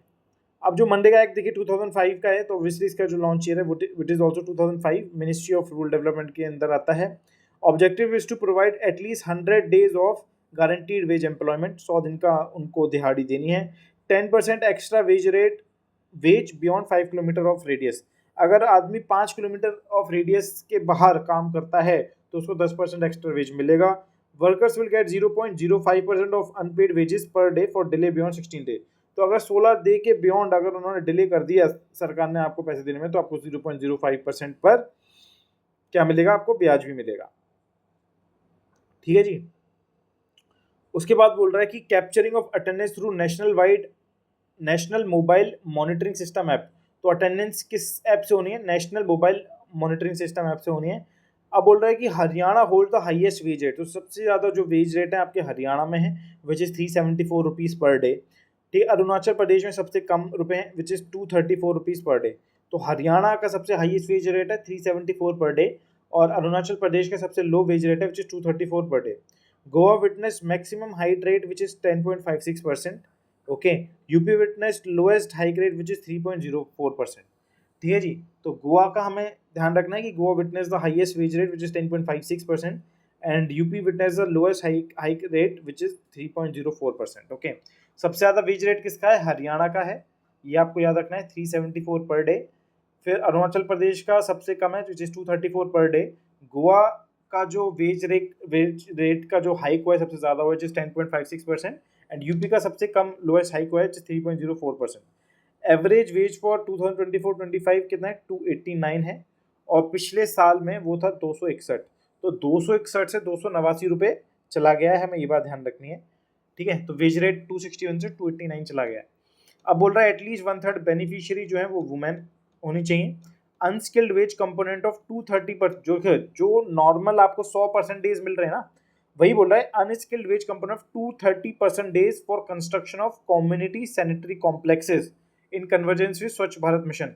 तो वही 100 डे हट के वो 230 दिन हो जाएंगे for construction of community sanitary complexes. अगर आप कम्युनिटी सैनिटरी कॉम्प्लेक्स बनाते हो तो आपको 100 दिन की दिहाड़ी की जगह 230 दिन की दिहाड़ी आपकी कंफर्म हो जाएगी। अब बोल रहा है कि प्रधानमंत्री किसान संपदा योजना, प्रधानमंत्री किसान संपदा योजना के बारे में बोल रहा है। तो this is obviously the ministry of food processing industries, ठीक है जी। द टेन्योर ऑफ 2022 to 26, ठीक है। अब फाइनेंशियल आउटले आपका 4600 करोड़ रुपए है, ठीक है। तो इसमें ध्यान रखना ministry of food processing industries है फॉर प्रधानमंत्री किसान संपदा योजना, ठीक है, ministry of food processing industries, and tenure is 22 to 26, financial outlay 4600 crore. Integrated cold chain and value addition infrastructure to reduce post harvest losses, ठीक है, मैक्सिमम 10 करोड़ पर प्रोजेक्ट। तो integrated cold chain and value addition infrastructure के अंदर maximum 10 crore रुपए आप दे सकते हैं। गारंटी नेट 35% जनरल लोगों के लिए, 50% फॉर स्पेशल लोगों के लिए। अब क्रिएशन एक्सपेंशन ऑफ फूड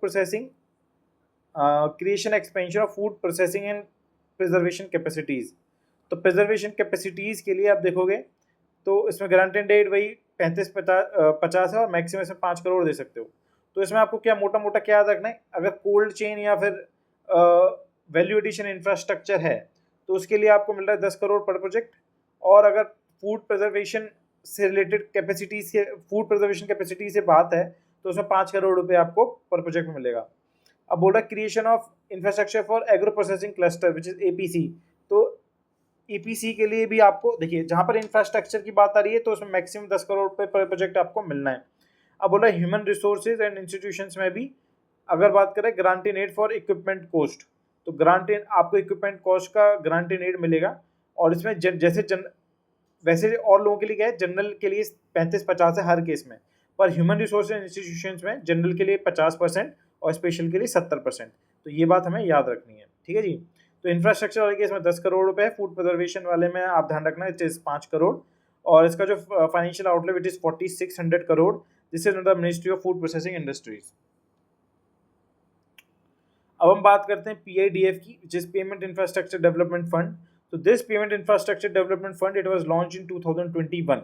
तो ये कब लॉन्च हुआ था? ये हुआ था 2021 में launch, payment infrastructure development fund. इसका जो टेन्योर है वो 5 साल है, which is 2021 to 26।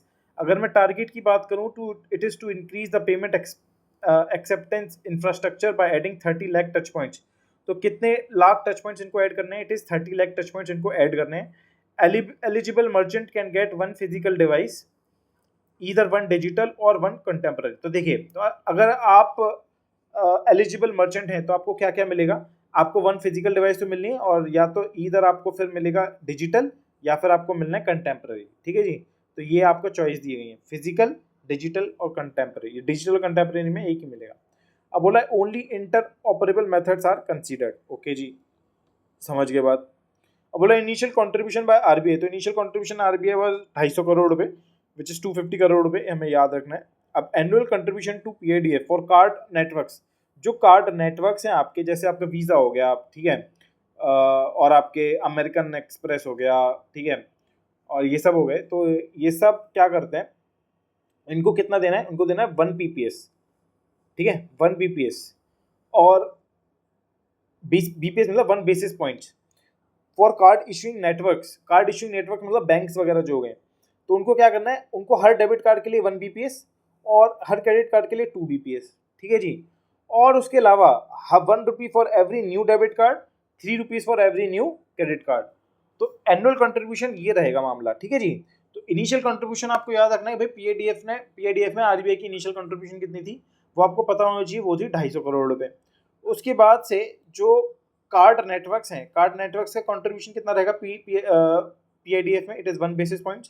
Card issuing network में it is 1 basis points for debit card, 2 basis points for credit card, and 1 rupee for every new debit card and 3 rupees for every new credit card. अब बोल रहे हैं maximum cost of device eligible for subsidy. अब देखिए, physical device अगर आप लेते हैं तो उसमें मैक्सिमम तो जो सब्सिडी के एलिजिबल होगा 10,000 रुपये, including one time operating cost of up to 500 रुपये। अब डिजिटल डिवाइस की अगर मैं बात करूं तो डिजिटल डिवाइस में अगर आप लेते हैं तो 300 रुपये मैक्सिमम एलिजिबल है सब्सिडी के लिए, including one time operating cost up to 200 रुपये। ओके जी। कंटेम्प्रेरी डिवाइस की अगर मैं बात करूं तो कंटेम्प्रेरी डिवाइस है 2,000 रुपये की, including one time operating cost of 300 रुपये। तो इनकी ऑपरेटिंग कॉस्ट भी आपको याद करनी बहुत जरूरी हो जाती है। तो फिजिकल डिवाइस में आपको याद रखना है it is 10,000 rupees which is eligible for subsidy and one time including one time operating cost of 500। दूसरा आपको याद रखना है कंटेम्प्रेरी डिवाइस जिसकी की जो एलिजिबल है सब्सिडी के लिए वो है 2,000 रुपये, one time operating cost is 300। Then आपका आता है डिजिटल डिवाइस जिसकी which is eligible for subsidy is 300 रुपये और one time operating cost is up to 200 रुपये। ठीक है, तो आपको ये सब याद रखना है। तो ये बहुत इंपॉर्टेंट स्कीम है क्योंकि RBI की खुद की स्कीम है ये। अब देखिए, subsidise amount of cost granted on quarterly basis. ठीक है, तो क्वार्टरली बेसिस पर subsidise amount of cost granted on quarterly basis. तो देखिए, ये टायर वाइज सिटीज हैं और स्पेशल फोकस के हिसाब से इसको डिवाइड किया गया है। ठीक है, so subsidized amount of cost which is granted on quarterly basis, so it is important to understand this is quarterly basis। ठीक है जी, तो सब्सिडाइज अमाउंट की हम बात करते हैं कितना कितना आपको मिलेगा। अब देखिए, टायर 1 to 4 में 60-75 फिजिकल डिजिटल कंटेम्प्रेरी ऐसे करके याद कर लीजिएगा। Tier 1 to tier 4, tier 5 to tier 6 and special focus area it is 60-75-75, then 75-90-90, then 90-90-90। Special focus area में सबको भाई 90-90 मिलेगा आपको सब्सिडाइज अमाउंट ऑफ कॉस्ट। ठीक है, तो 60-75-75, 75-90-90, देन सब में 90-90। अब बोला initially 75% subsidy amount is release, तो पहले आपको जो 75% सब्सिडी अमाउंट है वो रिलीज की जाएगी, balance 25% is release later. Okay, तो दो भागों में इसको रिलीज होता है, पहले 75%, दूसरा फिर 25%। अब बोला क्या मिनिमम यूसेज क्राइटेरिया क्या है? मिनिमम ये सब तब मिलेगा आपको जब आप ये सारे जो क्राइटेरिया उसको सेटिस्फाई करोगे। अब देखिए, RBI का कोई काम है तो बिना किसी रिस्ट्रिक्शन के हो जाए ऐसे तो हो ही नहीं सकते, उसमें कुछ ना कुछ दांव पेच तो लगे रहते हैं। मिनिमम यूसेज क्राइटेरिया कि अगर आप 50 ट्रांजेक्शन करते हो 90 डेज में तो आपको मिनिमम यूसेज क्राइटेरिया क्वालिफाई कर जाओगे, यानी 90 दिन में कम से कम आप 50 ट्रांजेक्शन तो करो। अब एक्टिव स्टेटस का क्राइटेरिया तब आपको मिलेगा कि जब आप मिनिमम 10 दिन उसको यूसेज करो 90 दिन में। ठीक है। अब देखो क्या है, देखो मिनिमम यूसेज का क्राइटेरिया ये है कि 90 दिन में कम से कम 50 ट्रांजेक्शन होनी चाहिए। एक्टिव स्टेटस का टारगेट क्राइटेरिया वो होगा कि भाई कम से कम पिछले 90 दिनों में 10 दिन तो तुम्हारी मशीन एक्टिव हो, ठीक है। तो ये आपका पेमेंट इंफ्रास्ट्रक्चर डेवलपमेंट फंड की स्कीम है, which is very very important. अब हम बात करते हैं पीएम स्वनिधि स्कीम की। तो as lakhs have been provided 78 lakhs people, ठीक है, 78 lakhs people have been provided assistance. इसका मतलब है कि 78 लाख लोगों को इसमें असिस्टेंस पहुंचाई गई है, जो स्वनिधि के जो स्ट्रीट वेंडर्स हैं उनको लाभ पहुंचाया गया है। बोला 2.3 लाख है अवेल थर्ड ट्रांच। तो जो 78 लाख में से सिर्फ 2.3 लाख लोगों ने थर्ड ट्रांच अवेल किया है। अब देखिए पीएम स्वनिधि की बात करूँ, it was launch in 2020, ministry of housing and urban affairs. Implementing agency कौन से, implementing agency obviously PM Svanidhi की आपको याद रखना है, it is SIDBI, which is small industry development bank of India, ठीक है जी। तो पीएम स्वनिधि का जो इंप्लीमेंटिंग एजेंसी कौन है, इंप्लीमेंटिंग एजेंसी सिडबी। लोन्स इसमें 3 तरह के होंगे, 10,000, 20,000, 50,000, 3 ट्रांचेस में होंगे। तो पहले लोन के लिए आपको 12 महीने का रिपेमेंट पीरियड मिलेगा, दूसरे के लिए 18, फिर उसके बाद 36, 12, 18, 36। अब देखिए सेम पीएम विश्वकर्मा मैंने आपको बताया था 2 ट्रांच में होता है, पहला 1 लाख 2 लाख के लिए, ठीक है जी। तो पहला था 18 महीने के लिए, दूसरा था 30 महीने के लिए। इसी तरह से इसका क्या है 12, 18, 36, ठीक है जी, सिंपल सिंपल। 10,000, 20,000, 50,000, 12, 18, 36। अब रिवॉर्ड डिजिटल ट्रांजेक्शन मैक्सिमम जो आप इसमें ले सकते हो 100 रुपये पर मंथ ले सकते हो, और विच इज़ 1200 रुपये पर ईयर। इंटरेस्ट सब्सिडी इसमें 7% पर एनम की मिलेगी, आपको ध्यान रखिएगा कि इंटरेस्ट सब्सिडी आपको कितने की मिलेगी, 7% पर एनम। अब बोला टेन्योर टिल दिसंबर 2024 तक है। Credit guarantee and interest subsidy claims will be paid till March 2028। तो जो क्रेडिट गारंटी और इंटरेस्ट सब्सिडी क्लेम्स हैं वो आपको मिलेंगे टिल मार्च 2028 तक। टारगेट्स की बात करूं तो पहले ट्रांच का जो टारगेट है it is 42 lakh, second tranche का जो target it is 12 lakh and third tranche का टारगेट है 3 लाख। तो इट इज़ 42, 12, 3। तो हमें ये भी बहुत इंपॉर्टेंट याद करना कि इस पीएम स्वनिधि के टारगेट्स क्या क्या हैं। पहले ट्रांच का टारगेट है 42, देन आता है आपका 12, देन आता है आपका 3, ठीक है। तो 42, 12, 3 आपको याद रखना है for first tranche, second tranche and third tranche of PM Svanidhi. अब हम बात कर रहे हैं न्यू स्वर्णिमा लोन स्कीम की। New Swarnima loan scheme is under ministry of social justice and empowerment. This is very important क्योंकि न्यू स्वर्णिमा जो लोन है वो किसके लिए था, ministry of social justice and empowerment. This is very very important क्योंकि लोग सोचते नहीं कि स्वर्णिमा, ठीक है, तो वो सोचते हैं भी किसी और स्कीम से लिंक कर देते हैं, but this is actually under ministry of social justice and empowerment. तो इसका इम्प्लीमेंटिंग एजेंसी कौन है, implementing agency NBC FDC, which is national backward classes finance and development corporation, ठीक है जी। तो स्वर्णिमा लोन का जो इम्प्लीमेंटिंग एजेंसी कौन है, स्वर्णिमा लोन की इम्प्लीमेंटिंग एजेंसी है NBC FDC, which is national backward classes finance and development corporation. इसमें जो फैमिली इनकम है वो 3 लाख से कम होनी चाहिए। दिस इज वेरी इंपॉर्टेंट, ठीक है जी। जो फैमिली इनकम है आपकी वो 3 लाख से कम होनी चाहिए। अब बोल रहा है टारगेट, देखिए क्या है टारगेट, जो है जो वुमेन इन बैकवर्ड क्लासेस है वो हमारा टारगेट है। लोन अमाउंट आपको 2 लाख तक मिल सकता है। रिपेमेंट इन क्वार्टरली इंस्टॉलमेंट्स में आप रिपे कर सकते हैं इन 8 ईयर्स, ठीक है, including holiday period of 6 months, ठीक है जी। तो स्वर्णिमा लोन जो है, अब देखिए इसका पूरा सार पढ़ लेते हैं। Ministry of social justice empowerment के अंदर आएगी, implementing agency NBC FDC, national backward classes finance development corporation. Income जो फैमिली इनकम है वो 3 लाख से कम होनी चाहिए, ठीक है। स्वर्णिमा लोन के लिए आपको ध्यान रखना है family income should be less then 3 lakh. Target जो है वो वुमेन इन बैकवर्ड क्लासेस हैं। लोन अमाउंट जो होगा आपको 2 लाख रुपए होगा, ये बात ध्यान रखनी है। और repayment in quarterly instalments in 8 years, तो 8 साल इसका रिपेमेंट पीरियड है, including holiday period of 6 months. उसके बाद एक बहुत इंपॉर्टेंट स्कीम है वो है अटल वायु अभ्युदय योजना, ठीक है। ये इसने सब्स्यूम किया है national action plan for senior citizen इन 2021। तो ये बहुत इंपॉर्टेंट है कि कौन सी स्कीम को सब्स्यूम किया है। अटल वायु अभ्युदय योजना has subsume national action plan for senior citizen 2021, okay. अब देखिए जब भी किसी बूढ़े लोगों की बात होती है, SC/ST की बात होती है, ठीक है, तो ये ministry of social justice empowerment में आता है, ठीक है। तो अटल वायु अभ्युदय योजना is under the ministry of social justice and empowerment.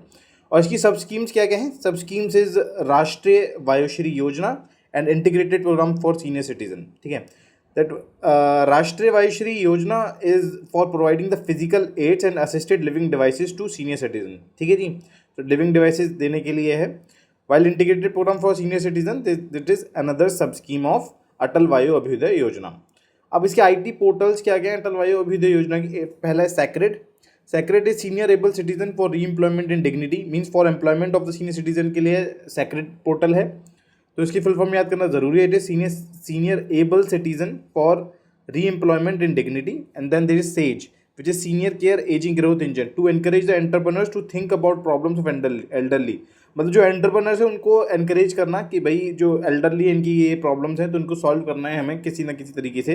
And the government to provide 1 crore through equity participation.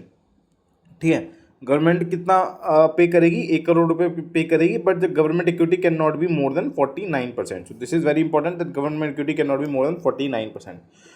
So it is very important कि this to understand that what scheme it has subsumed। It has subsumed National Action Plan for Senior Citizen 2021, ठीक है, और ministry of social justice and empowerment.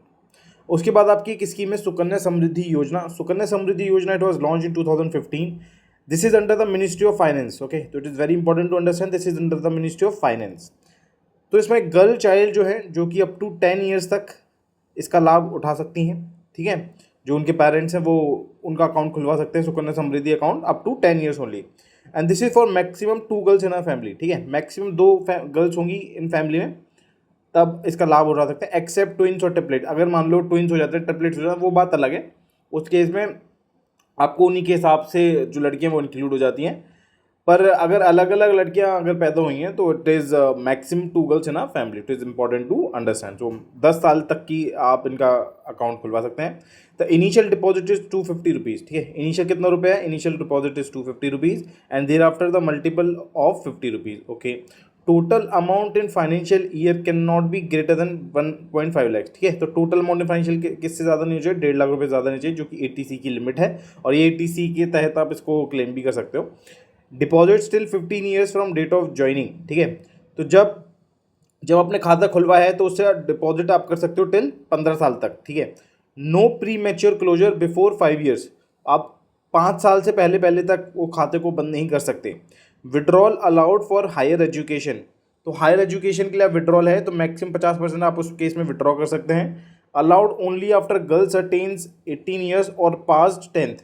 तो ये जो withdrawal है ये तभी हो पाएगा जब या तो गर्ल ने 18 साल की ये जो उम्र है उसको पार कर लिया और क्लास 10th को पार कर लिया हो। Account matures after 21 years from date of opening और on the marriage of the girl child. ठीक है, अकाउंट कब मैच्योर हो जाएगा? जब 21 साल उसके पूरे हो जाएंगे। ठीक है, 21 साल उसके पूरे हो जाएंगे from the date of opening और on the marriage of the girl child, या फिर लड़की की शादी हो रही है उस टाइम पर ये अकाउंट मैच्योर हो जाएगा। No such closure allowed before 1 month और आफ्टर 3 मंथ ऑफ मैरिज। ठीक है, तो ये जो क्लोजर जो हम शादी के बिहाफ पे कर रहे हैं तो ऐसा क्लोजर अलाउड नहीं होगा 1 महीने से पहले और 3 महीने के बाद शादी के। ठीक है जी, तो इट्स वेरी इंपॉर्टेंट स्कीम। इसको फिर से एक बार पढ़ लेते हैं तो अच्छे से रिवाइज होगा। It was launch in 2015। ठीक है, और it was under the ministry of finance. Girl up to 10 साल तक इनका खाता खुल सकता है, मैक्सिमम 2 गर्ल्स हैं। इनिशियल डिपॉजिट 250 रुपये, thereafter multiple of 50 rupees.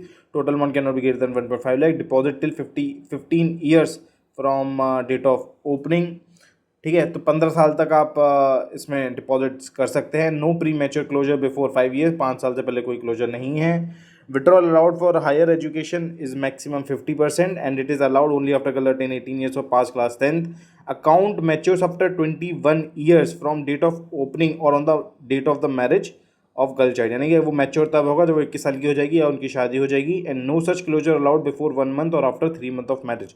और ये जो हम शादी के बिहाफ पे अगर हम क्लोज कर रहे हैं तो वो जो शादी से 1 महीने पहले और शादी के 3 महीने बाद ऐसा क्लोजर पॉसिबल नहीं है।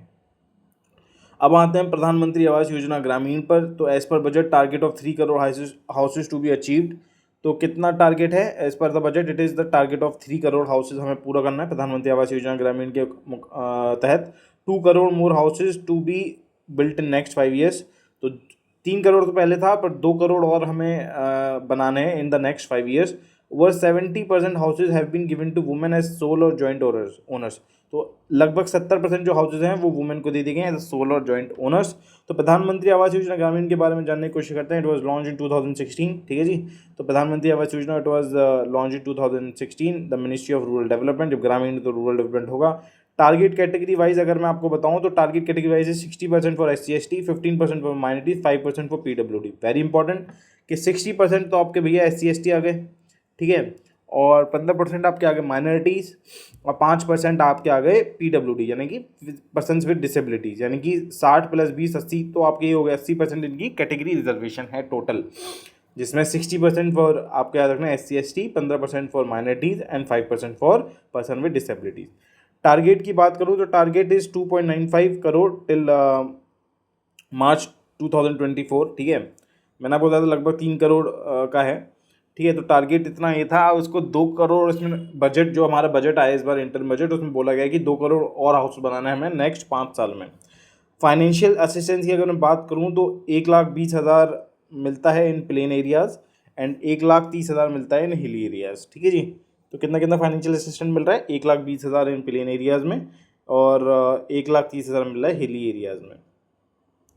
अब बोला मिनिमम साइज ऑफ हाउस, तो मिनिमम साइज ऑफ हाउस कितना होगा, मिनिमम साइज ऑफ हाउस होगा आपका सिर्फ 25 मीटर स्क्वायर। ध्यान रखिएगा कि 25 मीटर स्क्वायर से कम आपका जो घर है वो नहीं हो सकता। लोन्स अप टू आप ले सकते हैं 70,000 रुपये and assistance of toilet construction is 12,000 रुपये, ठीक है जी।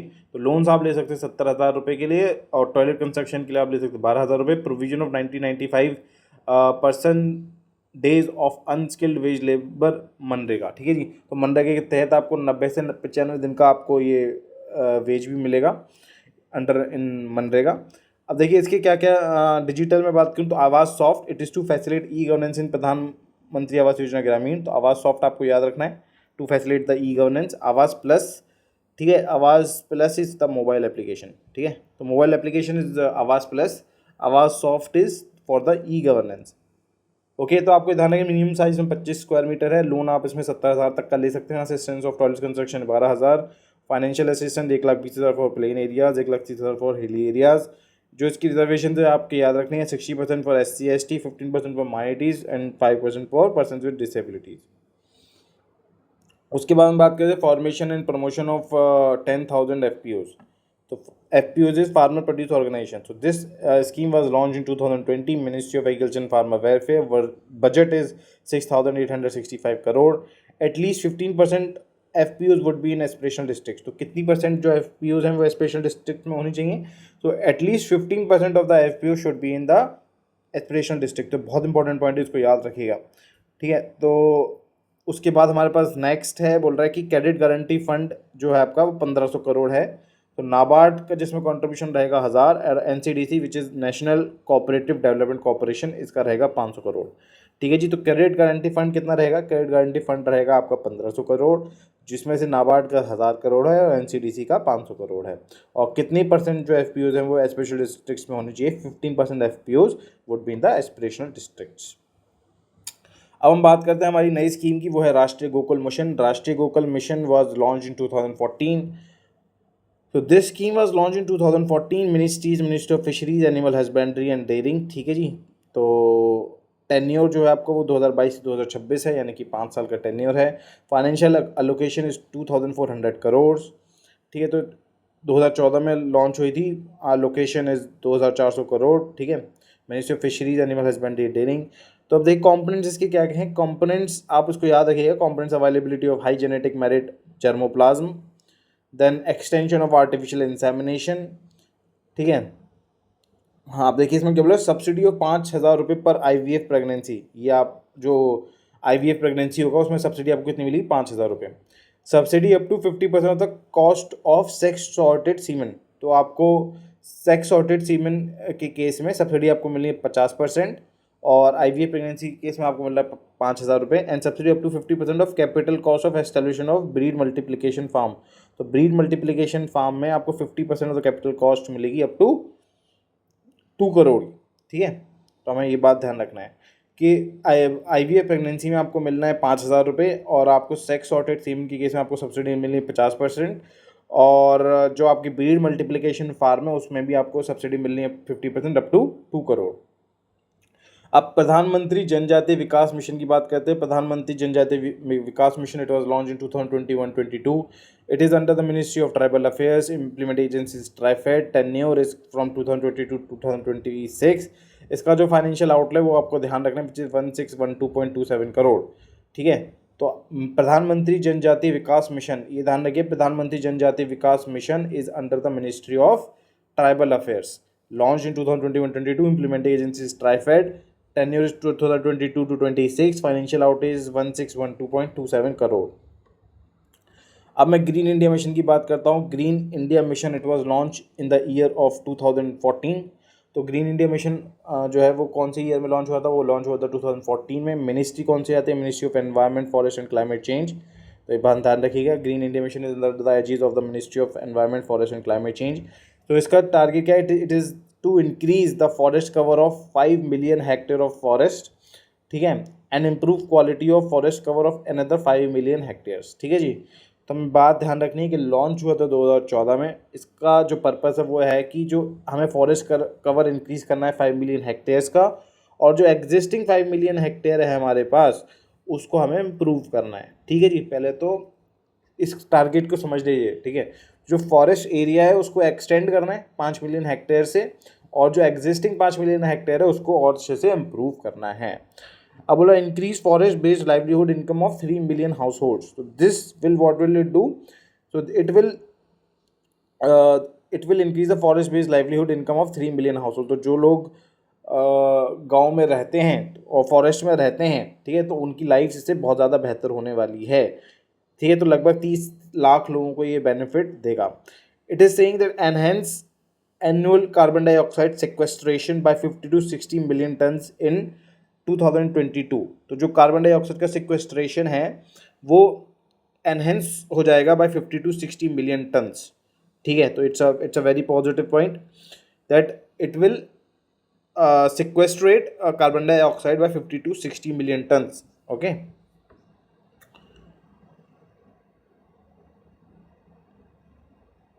उसके बाद हम बात करते हैं पीएम ई बस सेवा के।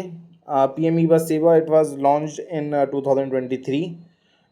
इट इज़ मिनिस्ट्री कौन सी है? Ministry of housing and urban affairs. Cost इसकी क्या है? Cost is 57,613 crore. Central government का शेयर जिसमें है 20,000 करोड़, ठीक है जी। तो पीएम ई बस सेवा हमें ध्यान रखना है कि द कॉस्ट इज 57,613 करोड़, और जिसमें जो सेंट्रल गवर्नमेंट का शेयर है वो है 20,000 करोड़, ठीक है। इसमें बोला 10,000 electric bus on PPP model, यानी पब्लिक प्राइवेट पार्टनरशिप मॉडल में 10,000 इलेक्ट्रिक बस आपकी दी जाएंगी।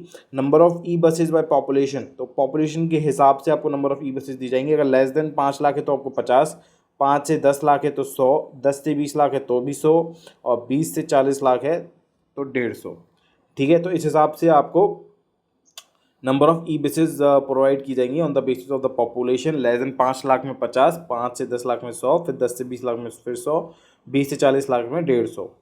एम्प्लॉयमेंट जनरेशन लगभग 45,000 से 55,000, ओके। अब हम बात करते हैं प्रधानमंत्री मत्स्य समृद्धि सह योजना, ठीक है जी। अब वो ministry of fisheries animal husbandry में एंड डेयरिंग में आएगा। It was launch in 2020, tenure is from 2021 to 2025, यानी कि टेन्योर का 5 साल है। प्रधानमंत्री मत्स्य समृद्धि सह योजना का जो आउटले है वो है 20,050 crore. Target is to increase the fish production to 22 metric ton. Production आपको कितना करना है? फिश प्रोडक्शन आपको करना है 22 मेट्रिक टन, और एक्वाकल्चर प्रोडक्टिविटी आपको एनहेंस करनी है to 5 turns per hectare from 3 turns per hectare. तो 3 टन पर हेक्टेयर से आपको 5 टन पर हेक्टेयर आपको एक्वाकल्चर प्रोडक्टिविटी एनहेंस करनी है। फिश प्रोडक्शन आपको इंक्रीज करना है टू 22 मिलियन मैट्रिक टन, और डोमेस्टिक फिश कंजम्पशन आपको एनहेंस करना है from 5 kg per capita to 12 kg per capita. Increasing fishery sector contribution to agriculture GVA, तो एग्रीकल्चर की ग्रॉस वैल्यू एडेड में आपको फिशरी सेक्टर का कंट्रीब्यूशन इंक्रीज करना है 9% से। Doubling exports earning to 1 lakh crore, तो एक्सपोर्ट हमें करना है 1 लाख करोड़ का। Reducing post harvest losses to about 10%, तो post harvest losses to just 10%। अब देखिए प्रधानमंत्री जनमन के बारे में बताते हैं। Pradhan Mantri JANMAN is a centrally sponsored scheme जो launch in 2023, ministry of tribal affairs. It is a collaboration of 9 ministries, outlage 24,104 crore, ठीक है जी, 24,104 crore. The central share in this is, तो सेंट्रल शेयर स्टेट शेयर में ये सब है, आप इतना डीप में मत जाइएगा, मतलब आउटलेज का याद कर लिए, विच इज 24,404 करोड़। पीएम जनमन का launch year it was 2023, ministry of tribal affairs. तो इसमें 11 क्रिटिकल इंटरवेंशन है, पीएम जनमन में 11 क्रिटिकल इंटरवेंशन है through 9 ministries. This is very important, it has 11 critical intervention through 9 ministries. Objective is comprehensive development of 75 PVTGs। ठीक है, तो objective क्या है? The comprehensive development of 75 PVTGs। First house completed in record time in 30 days। तो पहला जो घर है वो 30 दिनों में बना दिया गया था। First road constructed in Baran district of Rajasthan in 30 days। तो पहली रोड भी 30 दिन में बना दी गई थी। और ये देख लिया गया बारन जो डिस्ट्रिक्ट है वो राजस्थान में है। इसकी बेसिस पर भी क्वेश्चन पूछा जा सकता है कि बारन डिस्ट्रिक्ट कौन से स्टेट में है। बारन डिस्ट्रिक्ट इज इन राजस्थान। तो इसमें 11 क्रिटिकल इंटरवेंशन थ्रू 9 मिनिस्ट्रीज, हमें ये बात ध्यान रखनी है। And it is a comprehensive development of 75 PVTGs। PVTGs particularly vulnerable tribal groups. 11 critical intervention कौन कौन सी, इन पर थोड़ा नजर डालने की कोशिश करते हैं। पहला है आपका पक्का हाउस। पक्का हाउस में आपका जो टारगेट है वो है 4.9 lakhs। देन कनेक्टिंग रोड में आपका टारगेट है 8000 kilometre. Then piped water supply में आपका जो मतलब ऑल PVTG हैबिटेशंस के लिए है, पर कम्युनिटी वाटर सप्लाई जो है वो 2500 विलेजेस के लिए टारगेट किया गया है। मोबाइल मेडिकल यूनिट इज़ 1000 यानी कि 10 पर district. Construction of hostels is 500 and vocational education skilling is 60 aspirational PVTG blocks. Construction of anganwadi centers is 2500. Construction of multipurpose centers आपको बनाने 1000। एनर्जाइजेशन आपको करना है 57,000 हाउस होल्ड्स का। And 0.3 kilowatt solar off grid for 1 lakh households. फिर आपका street lighting is for 1500 units. Van Dhan Vikas Kendra यानी कि VDVK इज 500। मोबाइल टावर्स आपने बनने 3000 विलेजेस का। And it comprises both central sector and centrally sponsored scheme. आपको ये ध्यान रखना है कि इसमें सेंट्रल सेक्टर भी है, सेंट्रल स्पॉन्सर्ड भी है पीएम जनमन में। And it is and the portal is on PM गति शक्ति प्लेटफॉर्म। पोर्टल कौन से प्लेटफॉर्म पर है? पीएम गति शक्ति प्लेटफॉर्म पर। तो इस स्कीम को हम एक और बार पढ़ने की कोशिश करते हैं। तो it was launch in 2023। Ministry of tribal affairs में आएगा। It has a collaboration of 9 ministries. Outlay इसका 24,104 करोड़ है। ठीक है, तो 11 critical intervention through 9 ministries. Objective is the comprehensive development of 75 PVTGs। First house complete in 30 days। Then the road first house road constructed in 30 days in Baran district of Rajasthan. Then intervention पे आता हूँ। पहला आपका पक्का हाउस में आपको 4.9 lakhs याद रखना है। रोड के केस में आपको 8000 किलोमीटर याद रखना है। कम्युनिटी वाटर सप्लाई में आपको 2500 विलेजेस याद रखना है। फिर मोबाइल मेडिकल यूनिट्स में आपको 1000 याद रखना है, 10 पर डिस्ट्रिक्ट। कंस्ट्रक्शन ऑफ हॉस्टल्स में आपको 500 याद रखना है। वोकेशनल एजुकेशन ट्रेनिंग में 60 PVTG ब्लॉक याद रखना है। कंस्ट्रक्शन ऑफ आंगनवाड़ी सेंटर में आपको 2500 याद रखना है। कंस्ट्रक्शन ऑफ मल्टीपर्पज सेंटर में आपको 1000 याद रखना है। एनर्जाइजेशन में आपको 57,000 हाउस होल्ड याद रखना है। 0.3 किलोवाट सोलर ऑफ ग्रिड में आपको 1 लाख हाउस होल्ड याद रखना है। स्ट्रीट लाइटिंग में आपको 1500 यूनिट्स याद रखना है। VDVK में आपको 500 याद रखना है। मोबाइल टावर्स में आपको 3000 याद रखना है। Comprise both central sector and centrally sponsored scheme and it has a portal on the PM गति शक्ति प्लेटफॉर्म।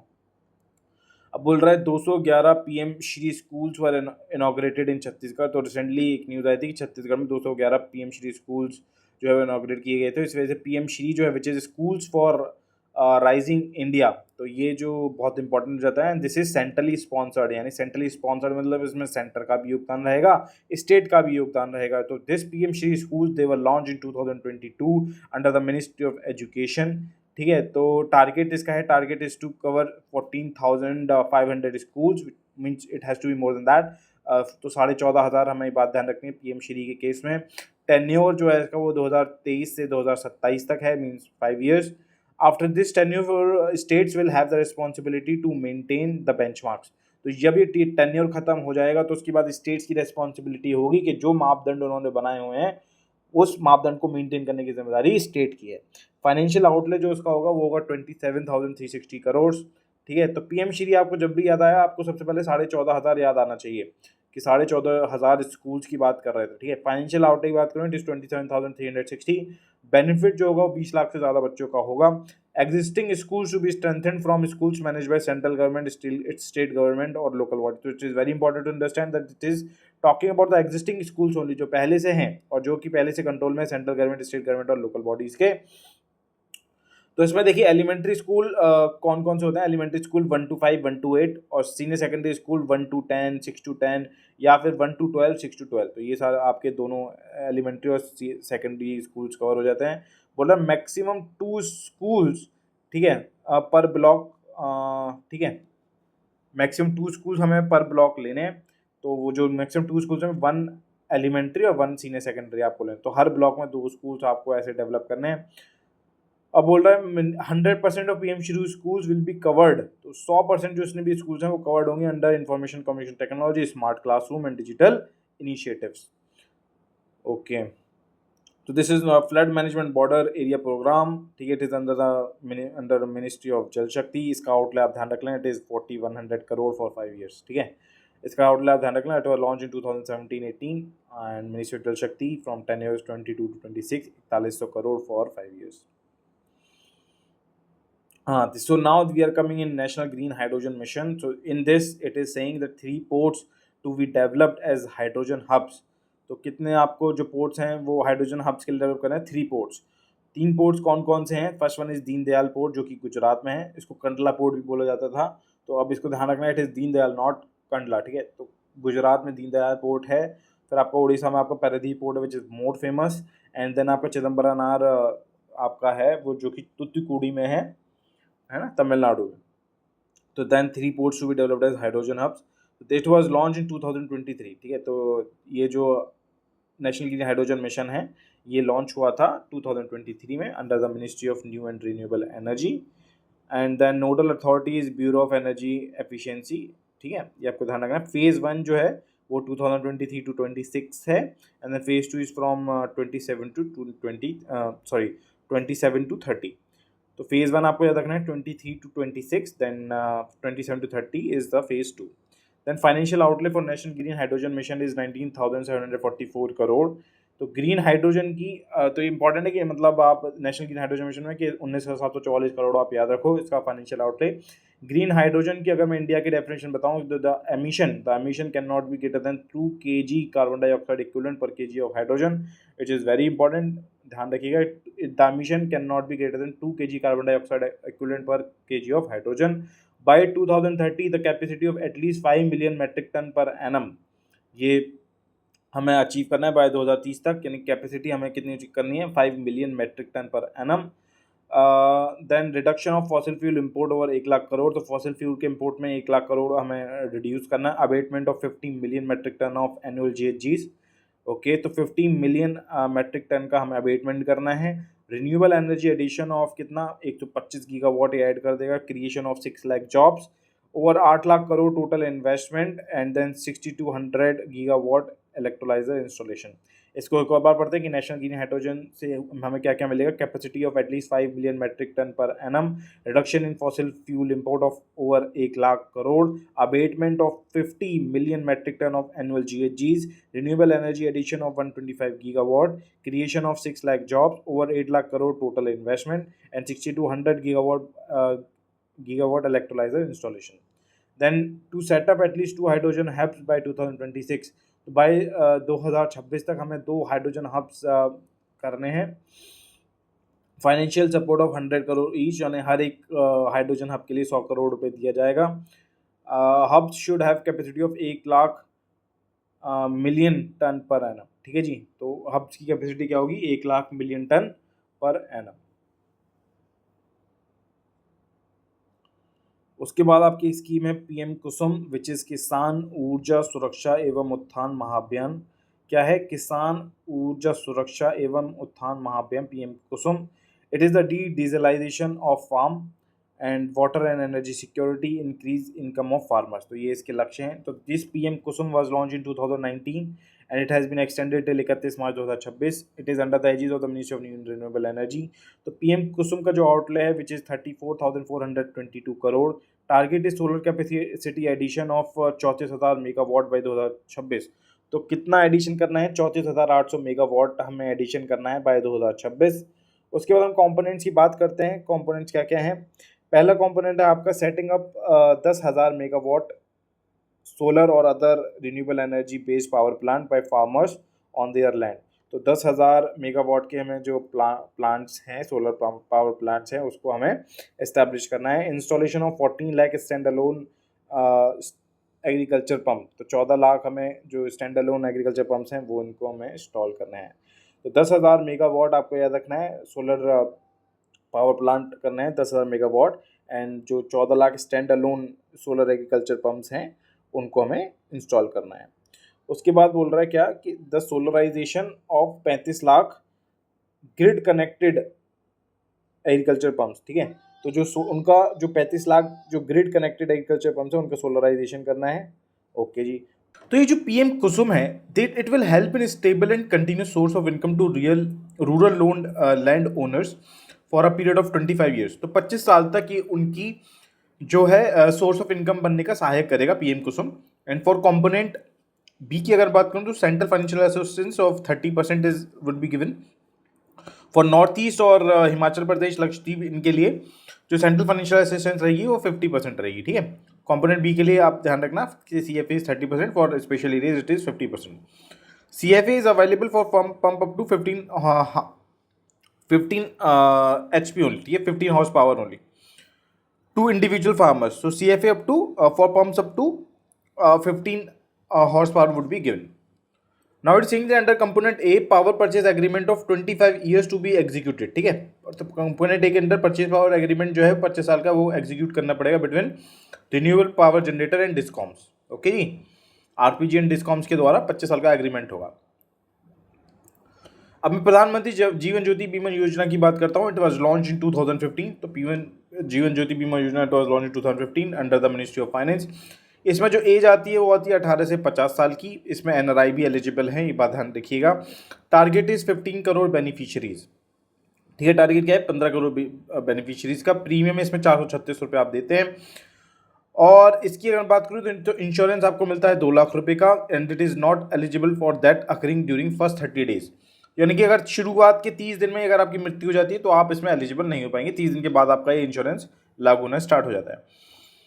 टर्मिनेशन ये अपने आप टर्मिनेट हो जाएगा on attaining your 55 years of age, ठीक है। वैसे उन लोगों के लिए 18 से 50 के लिए, पर ये टर्मिनेट तब होगा जब आप 55 साल की एज रीच कर जाओगे। Cover period is from 1 June to 31 May of subsequent year, ठीक है। कवर पीरियड कब से है? 1 जून से 31 मई तक है, ये बात आपको ध्यान रखनी है। प्रधानमंत्री सुरक्षा बीमा योजना की बात करूँ तो it was launch in 2015 under ministry of finance. As इसमें 18 से 70 है। देखिए, जीवन ज्योति बीमा में आपको याद रखना है 18 से 50 है। सुरक्षा बीमा योजना आपको ध्यान रखना 18 से 70 है।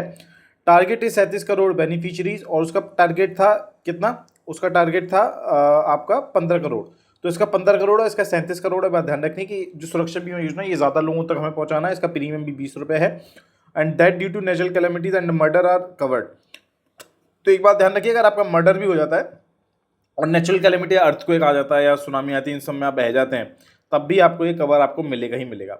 इंश्योरेंस इज इक्वल टू, इसमें 2 लाख रुपए का इंश्योरेंस मिलता है। Terminate after beneficiary attain 70 years of age. तो जब आप 70 साल के हो जाओगे तो अपने आप टर्मिनेट हो जाएगा। And cover period will from 1 June to 31 May of subsequent year. तो इसमें देखिए आपको किस किस हिसाब से मिलता है। अगर आपकी डेथ हो जाती है तो सीधे सीधा आपको 2 लाख रुपये मिलेगा। बोला है total and irrecoverable loss of both eyes और लॉस, अगर आपकी आइज दोनों चली जाती हैं, ठीक है, और या फिर आपके दोनों हाथ खराब हो जाते हैं, दोनों ये सब खराब हो जाते हैं, तो तब भी आपको 2 लाख रुपये मिलेगा। अगर आप मान लो एक आँख आपकी खराब हो जाती है या फिर एक हाथ खराब हो जाता है तो आपको 1 लाख रुपया मिल जाएगा, ठीक है साहब। इतनी बात हमको याद रखनी है।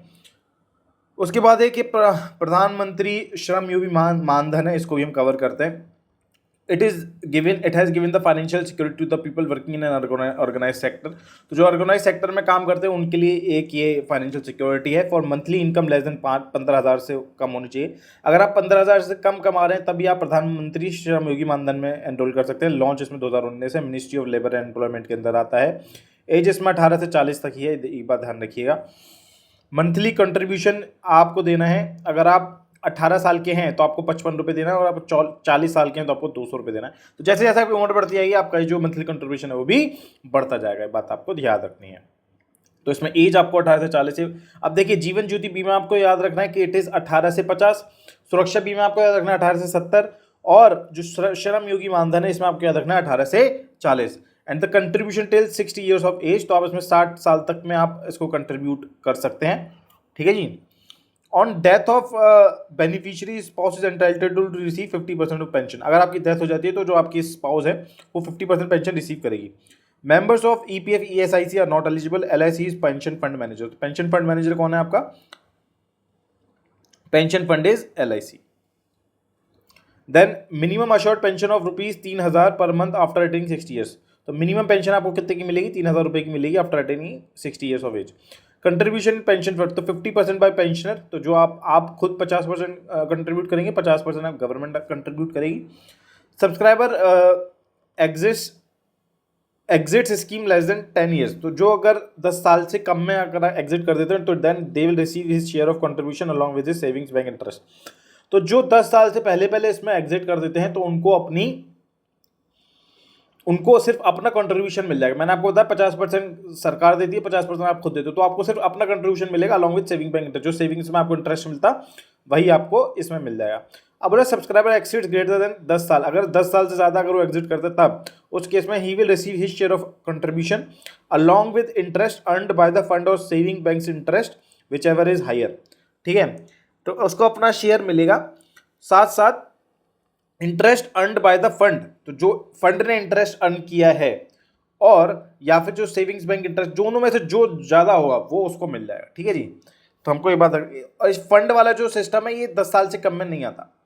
ठीक है, और इसी के साथ हमारी जो पहली वीडियो है ये समाप्त हो जाती है, और मैं इसकी सेकंड पार्ट भी जल्दी लेकर आऊँगा जिसमें आपकी और भी सारी वीडियोस कवर हो जाएंगी।